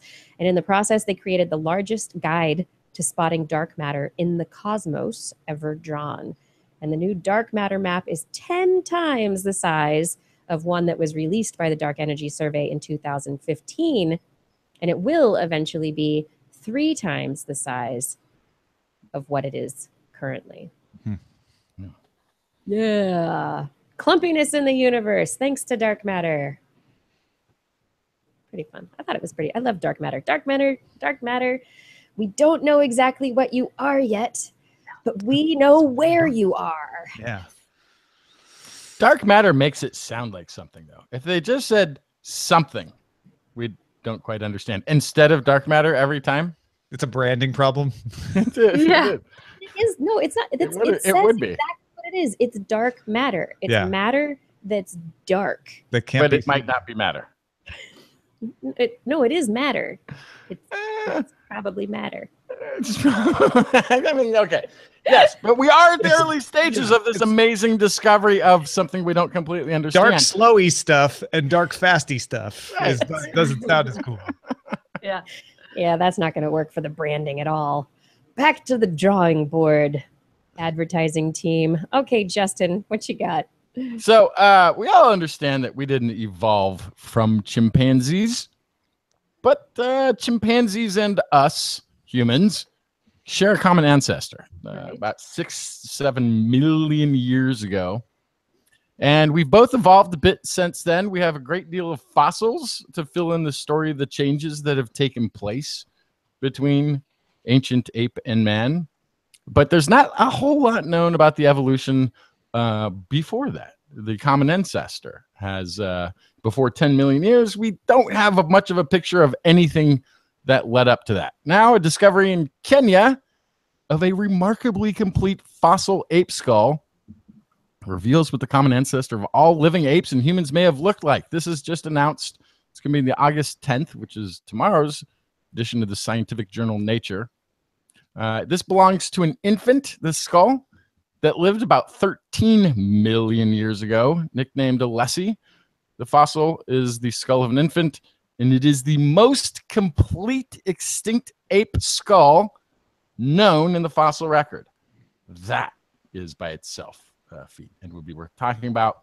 But this is of greater consequence here. So this is initially it was found in 2014 by Kenyan fossil hunter John Akusi and a 13 million year old rock layer, the Napudit area, which is it's like this volcanic area. It was a volcanic area 13 million years ago. It says here a nearby volcano buried the forest where the baby ape lived, preserving the fossil and countless trees. It also provided us with the critical volcanic minerals by which we were able to date the fossil, says Craig S. Feeble, Rutgers University, New Brunswick.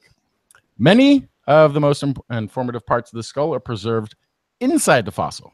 So to make them visible, the team used an extremely sensitive form of 3D X-ray imaging at the synchrotron facility in Grenoble, France. We were able to reveal the brain cavity and inner ears and the unerupted adult teeth with their daily record of growth lines, says Paul Taffere of the European Synchrotron Radiation Facility. The quality of our images was so good that we could establish from the teeth that the infant was about 1 year, 4 months old when it died.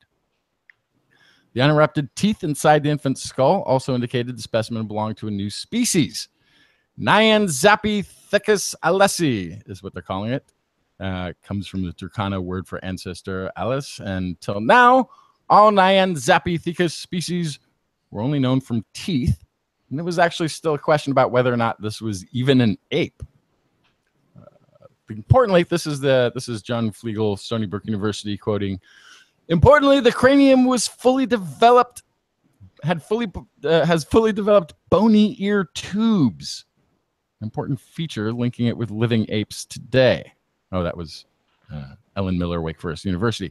Alessi's skull is about the size of a lemon. I think you had a picture of it up there. Ooh, and there they are hitting it with a laser. That has nothing to do with the experiment. That was just for fun. Yes, what do archaeologists do when they actually get into a lab? They just shoot skulls with green lasers. No. With its notably small snout, it looks most like a baby gibbon. This gives the initial impression that this is an extinct gibbon, observes Chris Gilbert of Hunter College, New York. However, on our analysis shows that this appearance is not exclusively found in gibbons, and it evolved multiple times among extinct apes, monkeys, and their relatives. So that the species was not gibbon-like in the way it behaved. Those inner ear tubes, the way they were balanced inside the inner ear, the balance organ inside the inner ears, right?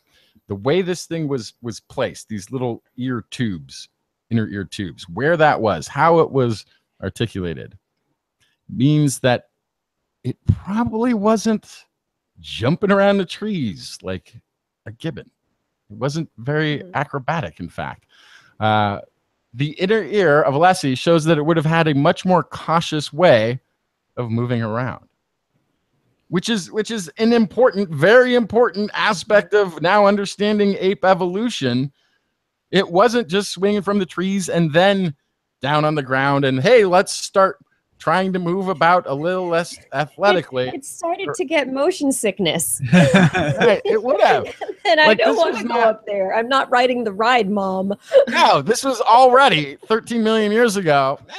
Trees. This is awkward. Be careful. Oh my gosh. Yeah. Irma Gerd in the chat room says Tarzan would be really disappointed. It's true. Tarzan would have a lot of, nausea issues. I just can't get past the fact that it's a nyan ape. Yeah. Instead of Nyan cat. Yeah. Yeah.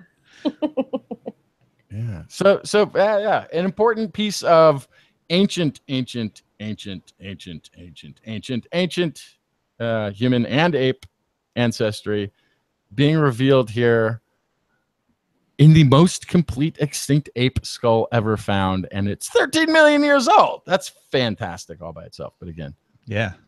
we weren't necessarily that time in the trees that we keep referring back to is starting to get to the point where maybe we just went to the trees for a little bit and then came back and didn't hang out there much. Realize it was something we tried on. It was vacation. It was. Yeah. It was just, hey, I see monkeys in the trees. We're kind of ape-like, monkey-like. We're not that different. Let's try this tree thing.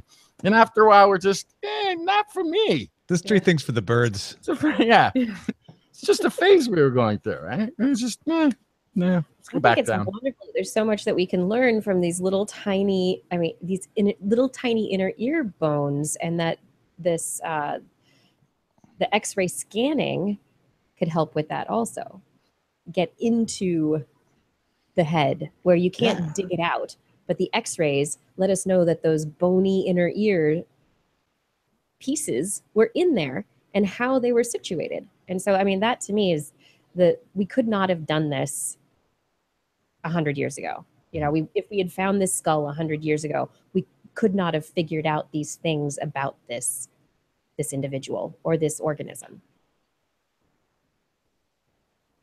So go spallation and X-rays and synchrotrons. Yeah. Yes. Lasers. And go lasers. Pew, pew, pew. We love the lasers because they go pew, pew, pew. Uh-huh. Yeah.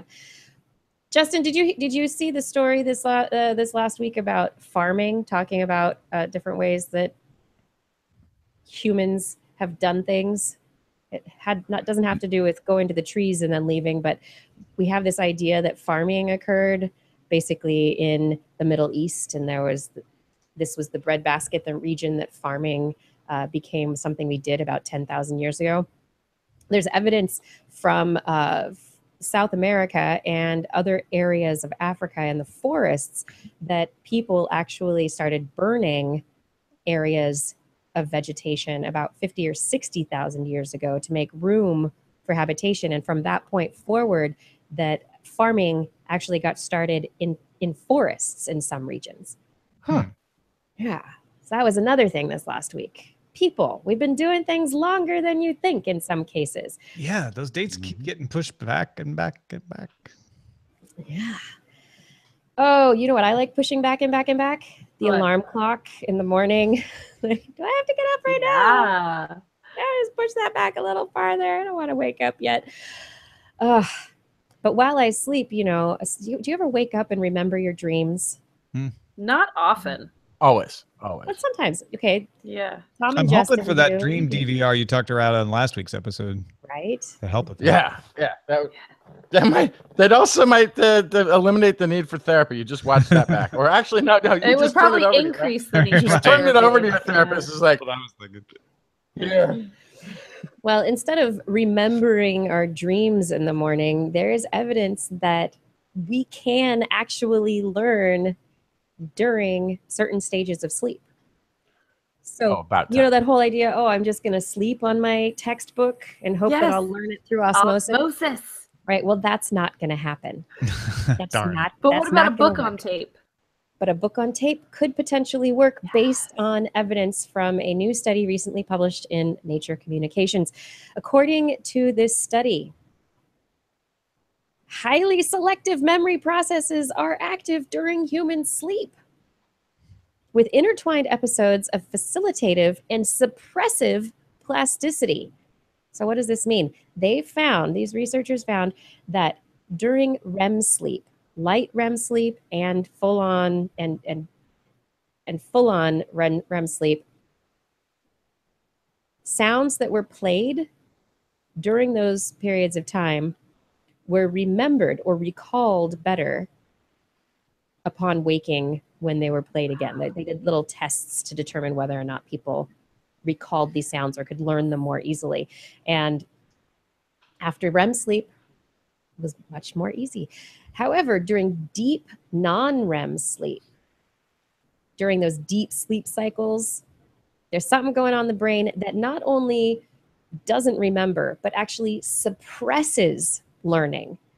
So if you were to play a book on tape to yourself, you would need the device that Tom talked about earlier that could tell when you're in REM sleep to turn it on and play it when you're in REM and then turn it off again when you're out of REM sleep. Because if you were listening to information during non-REM sleep, it would actually be harder to learn it. What? This makes me worry. This makes me worry that there's something else going on as far as like moving memories from short to long term or internalizing memories. And if we start playing books on tape while we're sleeping, we mess with all the other stuff that happened during the day. Yeah, well, that's true. Memory consolidation, that is a big function for sleep. And there's a lot of research that does show that without sleep, your memory is impaired, that you don't learn things. And so we don't really know what would happen if we were to play books on tape, try to learn certain information while we were sleeping. You know, we don't want to be like Neo in the Matrix and go to sleep and learn Kung Fu during your REM sleep cycle. Don't we? I know Kung Fu. I do. Maybe I do want to do that. Yeah. However, this study, it didn't play verbal books on tape. It was just sound exposure. And they just used, it was sounds. So it wasn't anything specific to informational recall. And so this is an implicit memory as opposed to an explicit memory. It's something that you don't really know kind of how, where, you don't remember where and when and how you learned it, but then you just kind of know it. Which could be I used awesome. to fall asleep. I used to fall asleep listening to language tapes. It sounds like maybe Did that help? I don't know. I'm asking Are you. there certain words that you never can get right because they were during your non-REM sleep? Right. Quick, Blair, speak French. Qu'est-ce que tu veux je parle maintenant? What's your name now? Je veux parler de la nutrition. Je veux parler de la science. Est-ce que tu as soif? That's soif. Wait, that's French? Oh. Oui. Wait. Then it doesn't work when I try to do it. Obviously, it failed. I had no idea what any of you were saying. So the Je besoin d'aide. And I've fallen asleep to plenty of French movies, so I have no idea. Okay. Right, so the interesting thing here, is not only could this be used for, for DIY brain hackers who are trying to improve their performance on stuff, if you want to, could you learn things in your sleep? Actually, that is one question that this still really needs to address more in detail. But the obvious one is the learning suppression and what is going on in the neural patterns during different phases of sleep and in which parts of the brain. So in neural suppression, like basically it's taking these signals that are being heard, these sounds that came in, whatever happened in the brain basically didn't keep the neurons at even keel. It said it told the neurons, if you hear this sound again, you're not going to react. Just do not react. Don't get excited if you hear this sound again. And so there's something actively suppressing the neural network that responds to whatever that sound is during that deep sleep phase. That is the stage of sleep that Justin was in when he was listening to his French films. Yes. Yeah, it makes sense that now that I think about it, because the subtitles don't work their way in while you're sleeping. Right. No, they That part do. doesn't work. No, they do not. Foiled. But another way that you could potentially improve your learning, not just maybe through sleep and and hearing things in your REM sleep. Dietary restriction. Brain Yay. food. Not only This does sounds less fun. it does sound a lot less fun. I'm not excited about it. But not only does dietary restriction potentially extend your lifespan, it also helps to improve learning. And so researchers in a PLOS Biology article this last week wanted to find out if this increase in longevity and memory improvement, if they were the result of the same mechanism or if they were separate mechanisms. Long story short, they pretty much found that they're separate mechanisms. They're regulated separately. And they found that a single amino acid metabolite, this single amino acid metabolite by the name of kynurenic acid, this is a metabolic product of L-tryptophan, is responsible for it. So L-tryptophan is a kynurenic acid. Kynurenic acid inhibits glutamate signaling, and inhibiting glutamate signaling is not good for learning, dampens learning. So if you don't have the kynurenic acid, then you have the learning. You don't have the learning. I mean, yes, no, I'm getting confused. If you don't have the kynurenic acid, the glutamate is going to be inhibited and therefore is not going to be inhibited, and then you're going to have learning that works better. Sometimes these circular. So you want to reduce the kynurenic acid, and when you're just not eating as much, you're not taking in as much kynurenic acid. Exactly. Especially if you're not eating as much of tryptophan, L-tryptophan containing foods. So say turkey, if you specifically want to reduce or improve your learning around Thanksgiving. Wait, this explains so much about Thanksgiving dinner conversations. It does, right? Yeah, but it's very interesting that this one metabolite improves the learning, and it also has effects on other pathways related to memory and glutamate signaling. So, yeah. So Kiki, yeah. What Blair need eat to get smarter? You need to eat less. Oh, eat less to get smarter.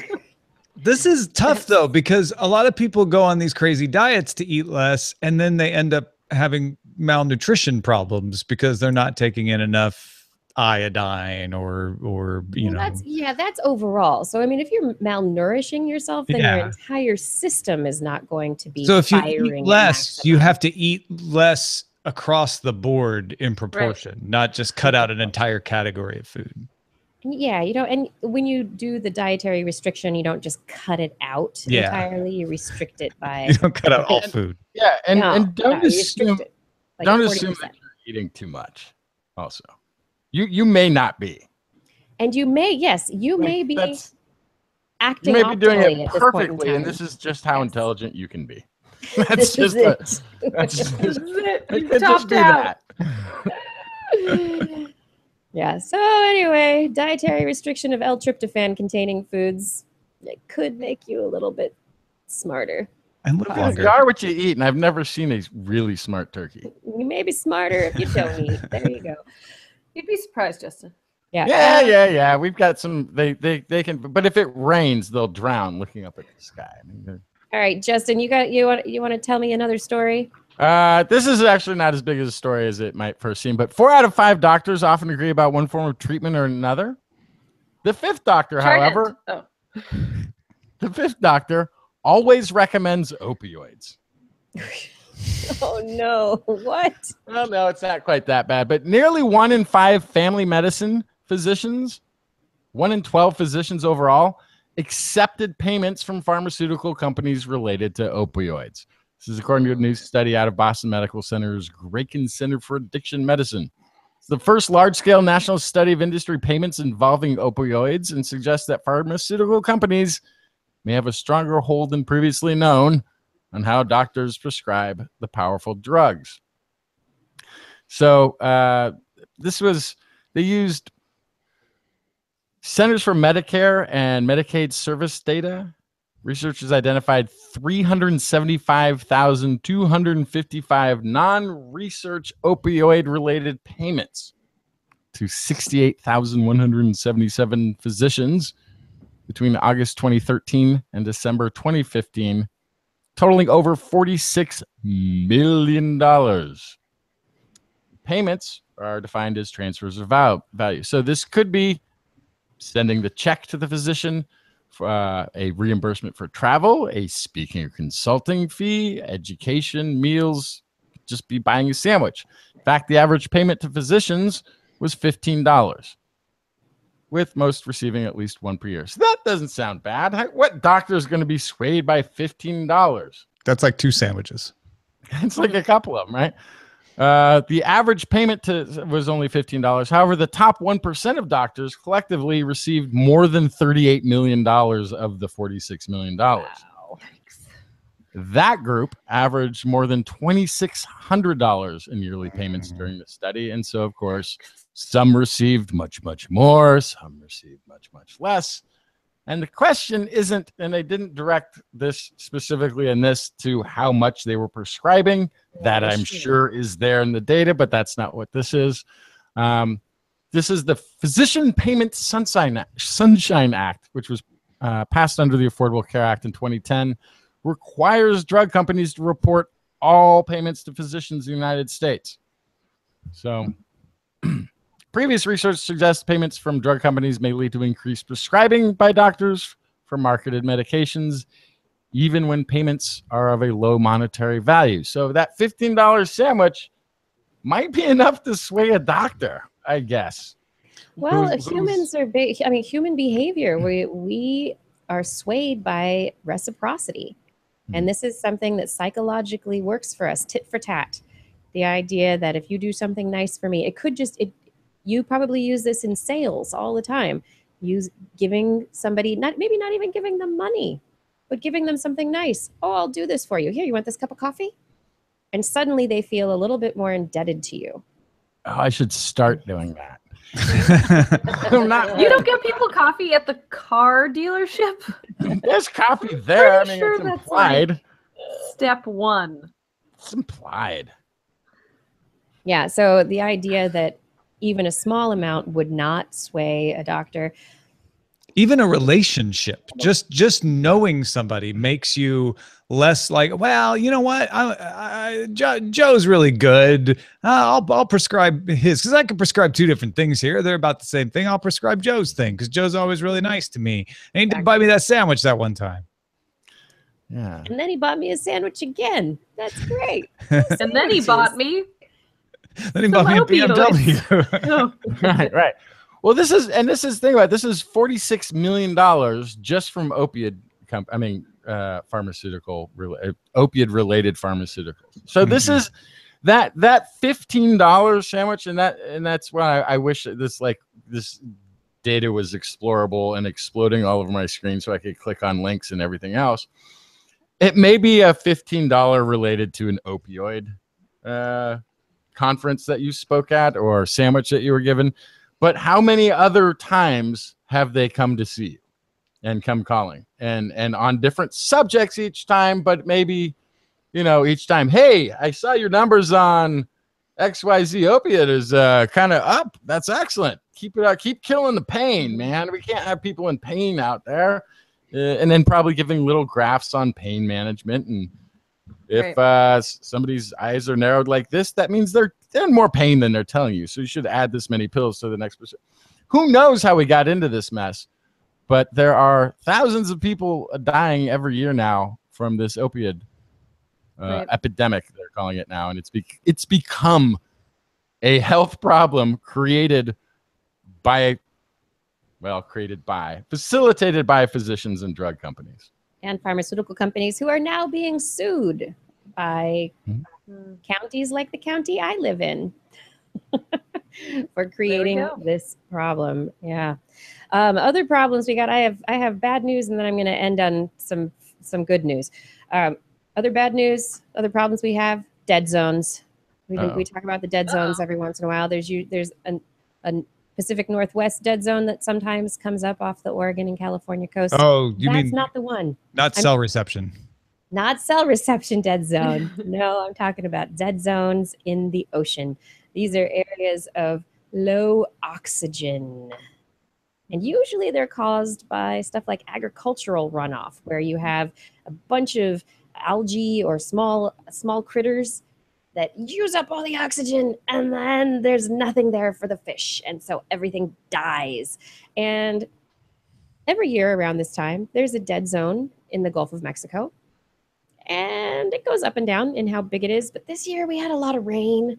There was a lot of runoff from the agriculture. And this year, the researchers say they couldn't even finish measuring how big it is because they ran out of time and they had to take the boat in and they couldn't do it. And so they're thinking it's about 50% larger than normal. The average size of the dead zone over the last 31 years has been 14,037 square kilometers, according to Nancy Rabelais, a researcher at Louisiana State University. And yeah, they couldn't measure the entire extent of this year's dead zone because it's so big. And so farming that algae out of there. Yeah, this is most likely based on runoff that's coming out through the Mississippi River outlet into the Gulf of Mexico, but there are others. And the issue here is it could affect Gulf fisheries quite significantly. So we'll be affecting oysters and clams and the fishes. Right, and this might be. We often think about when we talk about chlamydia, climate change, global warming. We often address it as though it's going to be weather that we notice or rising sea levels. One of the big things that's supposed to come along with this is as there's more melting of ice caps and more hot and warmth of the ocean, that we get more moisture in the atmosphere. More moisture in the atmosphere means more rain. More rain means more runoff. And more runoff means more fertilizer in the waterways. More fertilizer in the waterways is exactly what this is the result of. And that might be where a lot of the world that's coastal, because that's where a lot of people live, coastal, is we're going to notice it in our coastal fish estuaries. They're going to have this problem. We're going to have more and more of these dead zones. And that might be the thing that we see before Miami is looking like Venice, or Venice is looking like Atlantis. We're likely to see these sorts of things progressing at an accelerated pace first. Yeah, well, it's the idea we've got in coral reefs. We've got the dead zones in coral reefs where they kind of seem to die off when they get burned and when the water gets too hot. Sometimes they come back and they're able to come back, and very often it's a yearly thing where they kind of die away because the water's hot, but then there's enough of the organisms around that it comes back every year. Yeah. But maybe this happens enough times, or if it's a large enough extent, suddenly the area does not come back, or it doesn't come back to the same extent, and it causes a slippery slope effect that leads us downhill. So hopefully that's not what's happening, but I don't know. It's self-accelerating too. For instance, where you are is the town is City of Roses. Is that also a name for Portland? It is. Okay.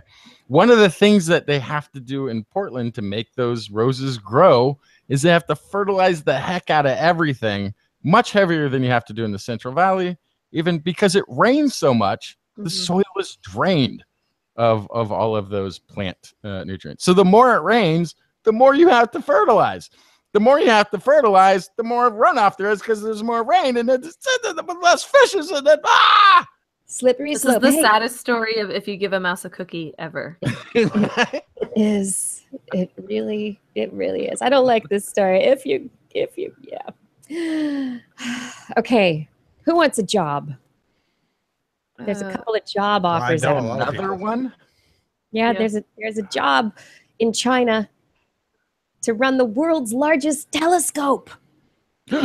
China built the world's largest radio telescope. It is a 500-meter aperture spherical telescope. It's also called the FAST telescope. 500-meter aperture spherical telescope. It's twice as large as the Arecibo radio telescope in Puerto Rico. And these telescopes are used to collect radio waves from sources like pulsars, black holes, aliens. I don't know. They're also used for filming movies like Contact. But Great backdrop. Yeah. But according to the South China Morning Post, they're looking for somebody to run it. China doesn't have any astronomers experienced enough to run a facility of this size and complexity. So they're looking for people from the Western world. They're publishing in Western journals, trying to find astronomers that can do it. So why don't I believe that for a second? How can that possibly be true? If you have the following experience, qualifications, maybe you can go work in China and make $1.2 million a year. The candidate must have at least 20 years of previous experience in the field, must have taken a leading role in large-scale radio telescope project with extensive managerial experience, and also hold a professorship or equally senior position in a world-class research institute or university. This is getting so narrow. Why they're not getting applicants. Yeah, no, this is getting so narrow. Also, the applicant must be named Bob Peterson. Yes. Your first name must be Neil. Your last name must be Degrassi. And like, wait a sec. Yeah, according to this, Just ask the man. According to this Ars Technica article, an astronomer from the Giant Magellan Telescope in Chile said there are probably only about 40 or so astronomers in the entire world who would qualify for such a job. Yeah. And 40 seems high to me. Yeah. And even for $1.2 million, they don't necessarily want to go to China. Right. Good food. Yeah, it's good food. Yeah, I don't know. So anyway, you can get a job in China running the FAST telescope, or maybe you can get a job working for NASA as the Planetary Protection Officer. Ooh. Dun, dun, dun, dun, dun, dun, dun. Are you ready to That protect sounds like a the great planet? gig. Yes. Do I get to choose my own costume, or is one provided to me? Well, this job requisition went out last week, and a lot of people were very excited about the Men in Black possibilities. However, this doesn't really have anything to do with Men in Black. Really, the Planetary Protection Officer would be responsible for ensuring sterility procedures when we are going to other planets, so that we don't infect other planets with our own bacteria. Protect other Also, planets. in protection procedures to isolate any foreign objects so that we don't get infected by things from other planets. Anyway, there You're was the a 9-year-old. disinfectant officer is what it sounds like. It is, Yeah. it's the highly qualified Yes, disinfectant officer. I'm technically in janitorial for NASA. Yeah, there's an But entire office. I feel like this is that conversation with the real guy who's really bad at talking to the suicide. He's in charge of people who are going to commit suicide. He's the first responder to that, but he's really bad at it. So after, he's like, yeah, well, the news about people who are committing suicide is they always jump. Jumpers always jump. You can never talk them down. You try, you go out there, but they're always going to jump. Like that's an impossible job, though. It's impossible. Let's disinfect something NASA's proven over and over again is absolutely impossible. Every clean room they've had, we've discovered a new extremophile in another clean room. Look at that. So that's actually a great job, because you just be like, extremophiles, what are you going to do? You always make it through. I think it's a little cheerier than your example, though. I think so. I'm like, so to It's bring not it some movie where the guy's just like and the kids are playing. He's like, hey, I'm going to put a fork in your eye if you don't quite. Like, he's just an awful guy. Oh, man. And to bring it back up here at the end of the show, as we end the show, NASA got a letter from a 9-year-old named Jack who was interested in applying for the position. He said, "Dear NASA, my name is Jack Davis, and I would like to apply for the Planetary Protection Officer job. I may be 9, but I think I would be fit for the job. One of the reasons is my sister says I am an alien. Also, I have seen almost all the space and alien movies I can see. I have also seen the show Marvel Agents of S.H.I.E.L.D. and hope to see the movie Men in Black. I hope to see it. Yeah, I am great at video games. I am young, so I can learn to think like an alien. Sincerely, Jack Davis, Guardian of the Galaxy, 4th grade. Here's your can of Lysol, And NASA Jack. responded. And NASA responded. NASA wrote back. The director of the Planetary Science Division, the director, Jim Green, wrote back and said, "Dear Jack, I hear you are a guardian of the galaxy and that you're interested in being a NASA Planetary Protection Officer. That's great.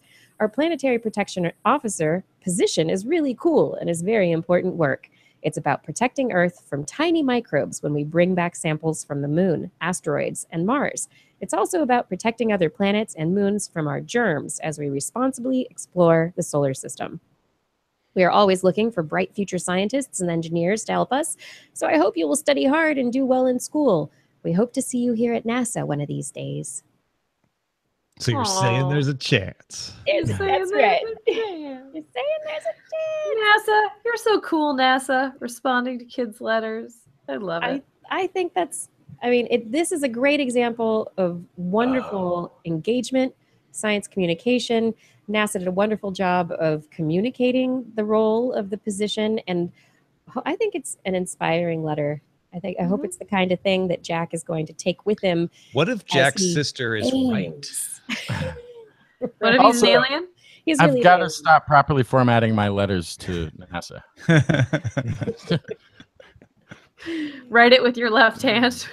I just, yeah, write it with my left hand and do it in pencil. This is for crayon. Yeah, do it, and then tell them you're 9 and in 4th grade. They might. Yeah, and do it on that really large ruled paper. This is how I have a 4-year-old and a 5th grader. Maybe I could just work through them as proxy. Yeah, you definitely. As your scribes. That's right. Yeah. Just get them to transcribe things for you and then sign their names. Or you could just get them to write what they'd like to write to NASA. My dad would be really great with a job. Yeah.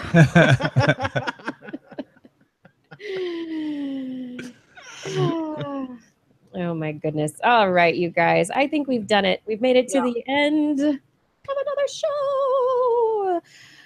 Thank you, Tom, for joining us this evening. A pleasure as always. And my only disappointment in ever being on This Week in Science is now I've already heard the episode. Yes. Oh, that's it's always weird to go back and listen to yourself. So yeah, at 2 1/4 speed. I might have to try that actually. Oh my goodness. And everyone out there, everyone in the chat room, Fada and Brandon and Identity4 and everyone else who helps us out on TWIS, thank you so much. Thank you for joining us this evening. Thank you for being a part of the show. And to our patrons, I would like to say thank you. To Paul Disney, G. Burton Lattimore, John Ratnaswamy, Richard Onimus, Byron Lee, E.O., Kevin Parachan, Jacqueline Boyster, Tyrone Fong, Andy Groh, Keith Corsell, Jake Jones, Gerald Sorrells, Chris Clark, Richard, Charlene Henry, Brian Hedrick, John Gridley, Stephen Bickle, Kevin Railsback, Ulysses Adkins, Dave Fraudel, James Randall, Bob Calder, Mark Mazzaros, Ed Dyer, Trainer 84, Layla, Marshall Clark, Larry Garcia, Randy Mazuka, Tony Steele, Gerald Onyago, Steve DeBell, Louis Smith, Paula Harden, Kyle Washington, Greg Guthman, Time Jumper 319, XB, Daryl Lambert, Harun Sarang, Alex Wilson, Jason Schneiderman, Dave Neighbor, Jason Dozier, Matthew Litwin, Eric Knapp, Jason Roberts, Richard Porter, Rodney, David Wiley, Albert Aston, Sir Frankadelic, Christopher Rappin, Dana Pearson, Paul Stanton, David, Brendan Minish, Dale Bryant, Todd Northcutt, Arlene Moss, Bill Kersey, Ben Rothick, Darwin Hannon, Rudy Garcia, Felix Alvarez, Brian Hone, Orly Radio, Brian Condren, Mark, Nathan Greco, Hexator, Mitch Neves, Flying Out, John Crocker, Christopher Dreyer, Artyom Shuwata, Dave Wilkinson, Steve Mashinsky, Rick Ramus, Gary Swinsburg, Phil Nadeau, Braxton Howard, Sal Good Sam, Matt Sutter, Emma Grenier, Philip Shane, James Dobson, Kurt Larson, Stefan Insama, Honey Moss, Mountain Sloth, Jim Trapode, Jason Olds, James Alec Doty, Illumilama, Joe Wheeler, Dougal Campbell, Craig Porter, Adam Mishkan, Aaron Luthen, Marjorie, David Silmery, Tyler Harrison, and Columbo Ahmed. Thank you for all your support on Patreon. And if you are interested in supporting us, you can find information at patreon.com/thisweekinscience. Remember, you can help us out simply by telling your friends about TWIS. It's so easy. And on next week's show, we're going to be back once again broadcasting live online on Wednesday evening at 8 p.m. Pacific time on twis.org/live. You can also watch there and join our chat room. It's a fun group of people. We had some new people in there tonight, probably following Tom Merritt over here. I hope you come back again next week. It was great having you in the chat room. But don't worry if you can't make it live, because our past episodes can be found at twis.org/YouTube and just at twis.org or facebook.com/thisweekinscience. Thank you for enjoying the show. TWIS is also available as a podcast. Just Google This Week in Science in your iTunes directory, or if you have a mobile type device, you can look for TWIS #4 Droid app in the Android marketplace, or simply This Week in Science in anything Apple Marketplacey. For more information on anything you've heard here today, show notes will be available on our website. That's at www.twis.org, where you can also make comments and start conversations with the hosts and other listeners. Or you can contact us directly. Email Kirsten at thisweekinscience.com, Justin at twistminion@gmail.com, or Blair at blairbaz@twis.org. Just be sure to put TWIS, TWIS, somewhere in the subject line, or your email will be spam filtered into oblivion. You can also hit us up on the Twitter, where we are at TWIS Science, at Dr. Kiki, at Jacksonfly, and at Blair's Menagerie. We love your feedback. If there's a topic you would like us to cover or address, a suggestion for an interview, a haiku that comes to you in the night, please let us know. We'll be back here next week, and we hope you'll join us again for more great science news. And if you've learned anything from the show, remember, it's all in your head.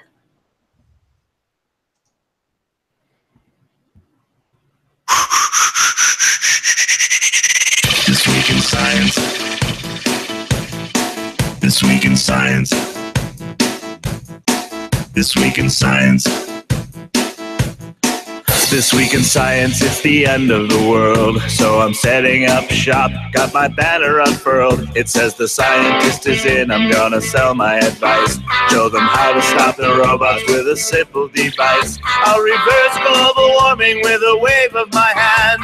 And all it'll cost you is a couple of grand. 'Cause this week's science is coming your way.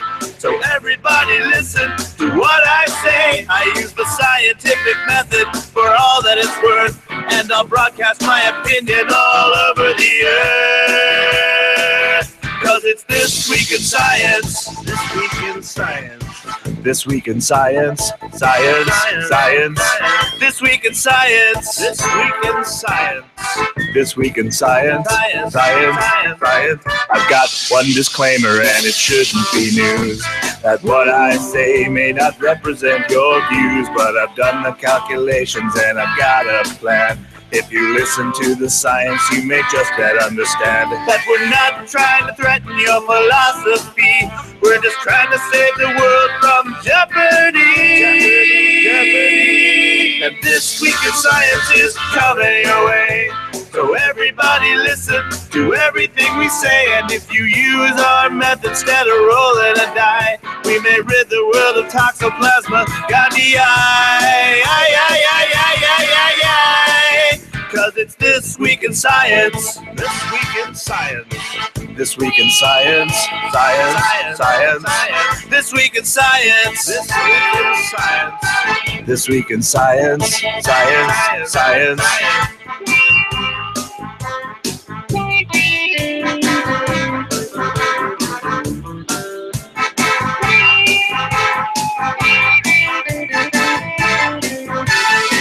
I've got a laundry list of items I want to address, from stopping global hunger to dredging Loch Ness. I'm trying to promote more rational thought, and I'll try to answer any question you've got. So how can I ever see the changes I seek when I can only set up shop 1 hour a week? This Week in Science is coming your way. You better just listen to what we say. And if you've learned anything from the words that we've said, then please just remember it's all in your head. 'Cause it's This Week in Science. This Week in Science. This Week in Science. Science. Science. This Week in Science. This Week in Science. This Week in Science. Science. Science. This Week in Science. This Week in Science. This Week in Science. This Week in Science. This Week in Science. This Week in Science. This Week in Science. This Week in Science. If you're just tuning in, you have arrived at the after show. That part of the show that's after the show, but it's still part of the show. What's been going on around here, you guys? Oh my gosh. I never hear this part of the show.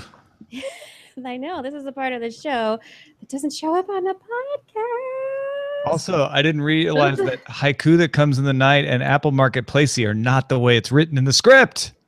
Oh yeah, the script is wrong. It's just a guide. But you do it every week. I know. Right? It is the script, but it's not in the script. Right. It's crazy. Spicy and the scientists. And yet I can't do it without the script.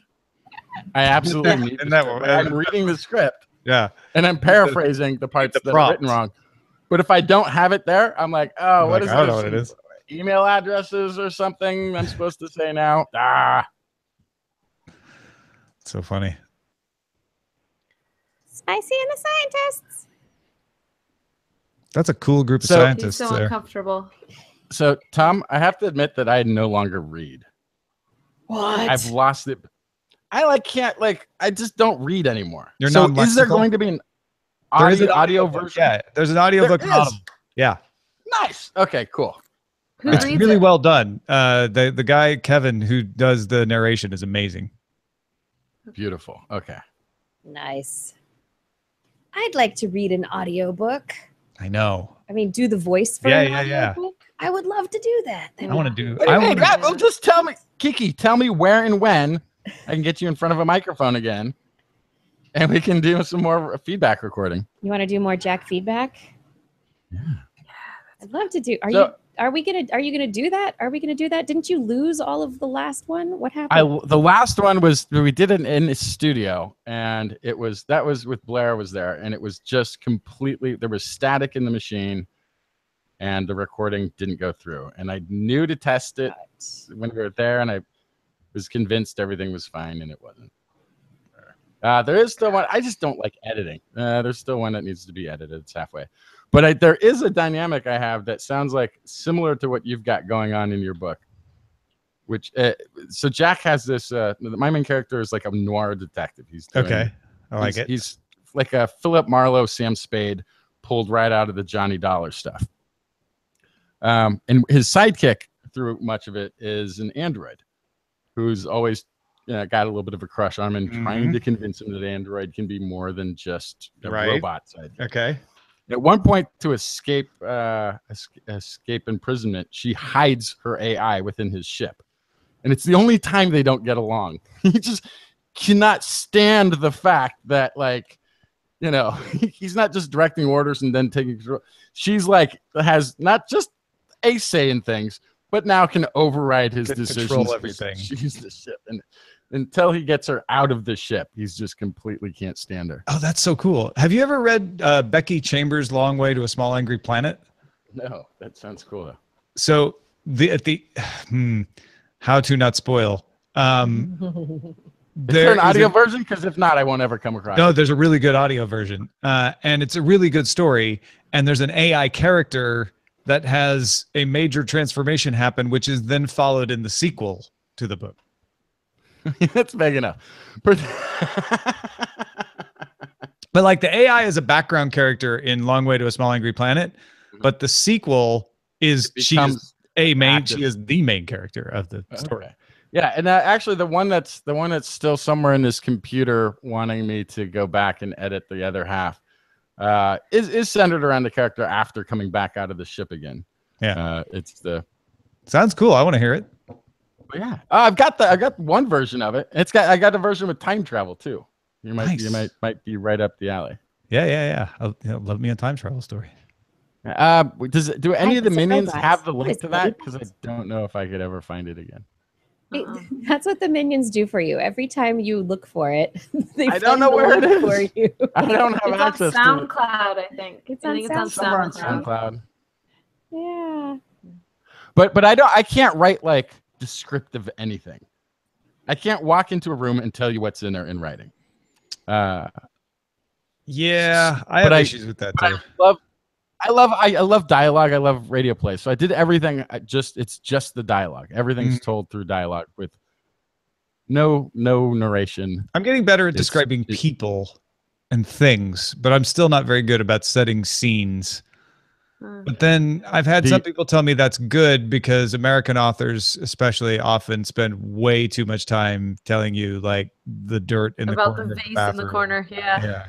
Right. And that's one of the kind of nice things about the radio plays is that you have full production value that your brain can produce for it. Yeah, I don't think I have a link to this. It's based on the sounds, if there are sound effects, or it's based on the things that the characters say, kind of, the way tone they of act, the voice tone of voice, the nuance. For a long time I've wanted to just do like a really serial oriented, not serial the podcast, but like, you know, old-fashioned old-timey serial sci-fi audio story, like just ongoing story. And I know that plenty of other people do that, but it just sounds fun. Yeah. So that's what this is. That's what this is. The thing that kept it from being something that I've written a half dozen episodes of this thing. Doing all of the recording and then the editing afterwards is the thing I found I don't have time for in my existence. And the more characters, the more editing. Yes. Oh my gosh. Oh my gosh, Gord is funny. But I need to know how thick the dust on the carpet in the darkened corner in the unimportant room to the left of the main character is. It was a velvety dust. Strength's got the links for you immediately. Oh wow. Nice job, Strengths. Way to go, Strengths. Yep. Strengths was on. Yeah, check those out. Listen to those at your leisure. They're kind of campy. Bad Gateway. Archive.org is down right at the moment. Okay, let's go to this is the SoundCloud. That should work. Web archive. Oh, I got it right here. One of them worked. Yeah, they both, the Jack feedback one. That was just that first time I clicked it. I reloaded and it's fine now. All right, cool. Weird. Identity 4, you should write music for sci-fi radio plays. That would be great too. And this one does work together on sci-fi radio plays. I like it. This one solves the paradox of time travel, I think, much in the way that you were describing. In that you are creating your past. You're setting up the past. Yeah. Like we never really learned what the character's real name is. Spoiler alert! But he's at the end of going back and trying to stop something bad from happening. He ends up giving himself his own name and identity. There are a lot of similarities between our two stories because Pilot X is not his name throughout the entire book. His name changes based on his occupation because in London culture, your first name is what you do. Yeah. And you keep your last name. And then there's another part too where like there's a character who turns to him because he has to solve a problem with that's gone wrong in the timeline, or they have it's a time traveling cruise ship. Every once in a while a cruise ship goes missing, so they call him to go help him out. And he has no idea what the guy's talking about when they meet in this. It's because this is the first time. It's like, what do you mean? You're always the guy that we go to. But I've never done this before. No, I did a thing where a guy has his final meeting with Pilot X before Pilot X has had his final meeting with him. Yeah, that's great. Yeah. Timey-wimey, wibbly-wobbly can get kind of confusing. Yeah, you have to keep track of it so you don't get your timelines confused. Yeah. So yeah. If you listen to that, you'll probably find we came to a couple of similar conclusions and how to handle the awkwardness of time traveling. Yeah, and I like into it. the same people. Oh, that's cool. I can't wait to listen. It's gonna be awesome. Oh, what was I gonna say? And Kiki plays the robot character, Betty Bot. Yeah. I'm the ship.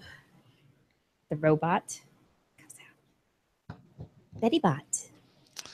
Because I can speak like I imagine a robot would speak. So. Just enough personality. That's right. Just enough. But not a lot. Yeah. And yeah, you can kind of tell that this was done a really long time ago. Is that it was very drum and bass at the time. Yeah. That's right. That is hilarious. Oh, what was what was I going to talk about? I was going to say something. Something made me think about something. And I completely forgot it. Hello, memory. Maybe I should sleep on I it. don't remember what you were going to say either. I know. Yeah. Why? Things we're So doing. good, Maybe it'll- good point from Father. Yeah, you got to come on the show more often. This is always a good time. Oh yeah, this is fun, really fun. I love being on the show with you guys. We like it. I talk to too. you all the time while you're doing your show. You just don't hear me usually. You don't hear the other side of it.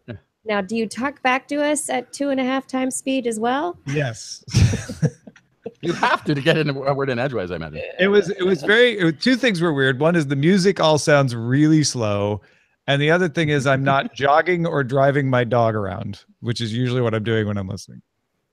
Wait, your Yes. dog's got it made. You take him out for drives? We just got her, so we take her to this doggy daycare place so she can learn to socialize. So I'm usually driving her there or back. Okay. Going on long drives with my dog. Yes. She loves it though. She does love cars. Not our other dog. Our other dog, he's older, so he doesn't have to go learn socialize, and he hates cars anyway. He just freezes in the back seat till it's over. Oh, Poor guy. let me out. Why is this thing moving? I wasn't sure he was going to moving. make My it when we legs are moved. moving. When I moved down from San Rafael to LA, I was like, "This is going to be bad. This is going to be bad news, Sawyer. You're just going to have to buckle up." He was fine. He just didn't move. And then once For we 6 stopped and hours. gave him breaks, he was totally normal outside the car. Oh my goodness. What do we have? Oh, business stuff. Uh-oh. Oh, Yeah. did you get the emails that Oh, the girl no, said you didn't get? I got the email. Okay. Yeah, I don't know what's going on with my email. I'm trying to fix Yeah, it. because I got a It's delivery It's delay. an SMTP server issue that I think I know how to fix now. That I've been Yeah, because I got a delivery delay from you today from something I sent too. Okay, then maybe you want to resend it. Yes, so I'm working on getting the email. I can send emails. It's receiving them that seems to be the problem. So it's it's the receiving SMTP server, because I would like to send emails under my This Week in Science email from Gmail as opposed to using. Anyway, I'm fixing it. I got that email. We are going to be going to Denver, Colorado in November for the Entomological Society of America meeting. Cockroaches. And yes, Yes. cockroaches. Talk about cockroaches. And we'll have to fly in on Sunday, the 5th of November. Great. Yeah, Sunday the 5th. Our show is scheduled for Monday the 6th, kind of midday. And then we can go home either Monday or Monday night or Tuesday. I was thinking we'd come home Tuesday. Perfect. So depending on what you want, how it'll work for you, but block off the 5th, 6th, and 7th Done and done. for that. I was talking with the Maryland STEM Fest again. They wanted us, they were wondering if we could maybe come back this year if they found the money, and I said we were already scheduled. So they asked if potentially we should start talking about putting it on the calendar for next year. So Oh, because it's 2000 right during this entomological conference? yeah, so 2018 November-ish, we might go back to Baltimore Great. if you guys want to do that. Great. And then what was the other thing? Oh, Erez from New York City wanted to know if we wanted to do the STEM Fest in New York City. I do. And that is between the 3rd to 13th, somewhere between the 3rd to 13th of January. Great. So Hey, listen, I'm going to jump out of here, but thank you guys yeah, again for having find me. things. Oh, and Thank then you. Absolutely, every time. Tom and I are trying to plan things. Right. Yeah. We're making plans for things, and you guys potentially, if we can make this work, I don't know how we'll make it work, but Tom and I, are we calling it Podpocalypse, or are we going That is our working title. Yeah. title Podpocalypse? We'll have one live podcast event up here in Portland and one live podcast event down in Los Angeles. Uh-huh. And then Tom will come up here. And if you guys can come up here, that would be awesome. But up here, we'll try and get Luria.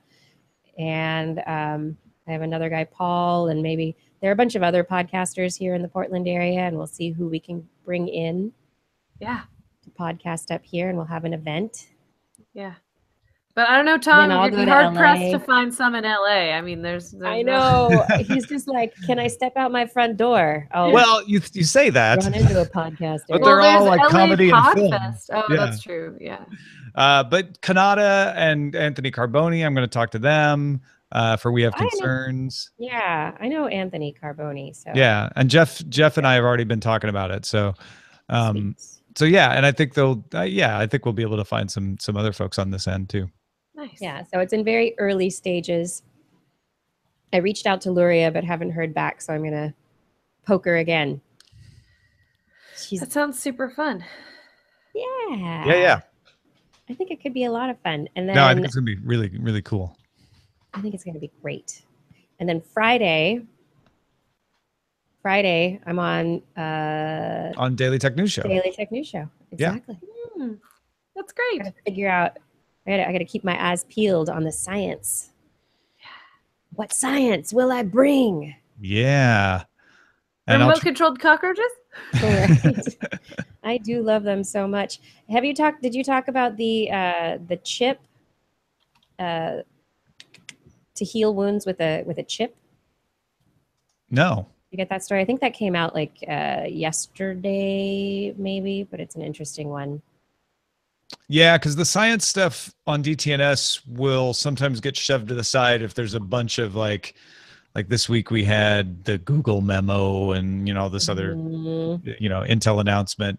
So it kind of depends. I don't always, those stories kind of add flavor. They don't always make it in. So yeah, but that doesn't mean we can't add them later as long as we're not too old.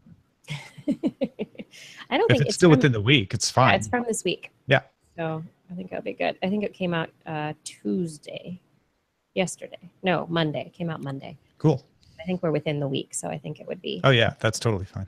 So maybe that story, and then I'll look for a couple of others. I'll find something good. Yeah, we just need one main one that we can talk, for 10 minutes about, and then the other stuff is just quick hits. Yeah, one main one. Hey, you guys, if you're going to the eclipse, don't stare at the sun. Well, no, the chip Unless wound thing it's could probably totality. sounds like that could be a main one, actually. Right. Yes, the chip possibly. We should definitely tell people not to stare at the sun, though. That's always good.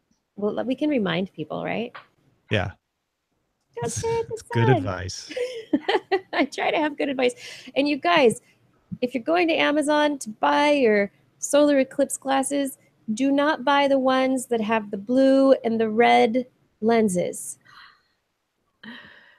Yeah, I'm serious. Don't buy the ones that they give away for free at the movie theater either. Yeah. No, not those either. Ugh. Those aren't so good. It will not make the eclipse 3D. No. Did you guys see that though on Amazon? There were people selling the 3D glasses 3D as eclipse glasses? as eclipse glasses. Yes. It's horrible. It's because kids today have never seen paper 3D glasses that were red and blue, and so they don't know what they are. So they're like, "Oh yeah, they're paper. That's probably eclipse glasses." Ah, kids today. They keep Listen out the to you, red Blair. and the blue light. In one eye and the other. It's crazy. Yeah. Oh my goodness. All right, everybody. Tom, if you want to go, you can. I think. Yeah, I should probably get upstairs. We're at the end of our end. Upstairs. We're at the end of our end. I have a couple of other just quick things to make sure we're on the same page for saying yes to New York or whatever and that kind of stuff. So Cool. I'll let you guys get to it. businessy Thanks again. items. Thanks, Thank Tom. you, Tom. It was Good to so see good y'all. talking to you. Yeah, you too. Thank you. Bye. That was Tom Merritt, everyone. He's just wonderful. He's always fun to talk to. Uh-huh. right. He's My a internet is- he's a quick thinker, quick talker. He's quick on his feet. Internet is deteriorating. Is that? I yeah. can't That's really what you hear you said. guys. Oh no. Okay, that's what your note was. You can't hear me. I can't. It comes and goes. All right. The whole New- show was perfect, but I'll now send. it's Okay, that's good. It's the end. I will send email great. to both of you. New York, sometime in the 3rd to the 13th of January. Great. So we'll put that. Would that be possible, Justin? Say it again. Where are we going?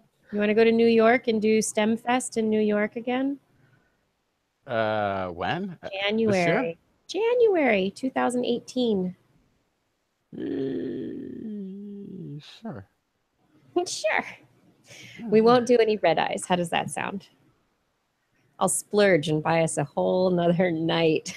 Really? Okay. On the Now we're hotel. talking. Now we're talking. Yeah, we'll get the flight thing figured. I just need to learn how to sleep on a plane. Yeah. Yeah. No. Gotta be a way. No, I can't either. I'm always just Yeah. burnt out by the time. What time is it? It's 6 in the morning. Why am I awake right now? I was awake all night long. I hardly slept. Yeah. Okay. So January, STEM Fest, New York City. We love that. November, Denver, Colorado. I think we should talk with Dave Friedel about setting up a meetup or something in Denver. I'll have to tell him that I want to tour the Celestial Seasonings Factory. Oh, wait. You already did that. I already did that. You've already done it. Yes. All right. So we've got that. I'm going to see Blair. Blair, email me, I guess, when you know like your details for when you're going to be driving up for the eclipse. Okay. Yeah. And that kind of Because they stuff. said that they won't place people together unless they arrive together. Exactly. And we've got another group who are arriving on Saturday Okay. for the eclipse. So yeah, so I have to coordinate. Okay. You're arriving on Friday, right? I could. Okay. I don't know. I'm arriving on Friday. Great. We will figure it out. Yeah. Okay, great. We'll Yes, figure I it will. out. I will text you and or email you. Yeah. Okay. Perfect. So we've got that. You're coming up, and then is there anything else that's going on? Oh yeah, if you guys didn't know, the White Rabbit project from Netflix with Carrie and Grant and Tori, they used to be on Mythbusters. Mm-hmm. They're going on tour, and they're going to be doing a live tour, which I think would be fun if you check it out. Down the Rabbit Hole, I think is what it's called. Down the Rabbit Hole Live.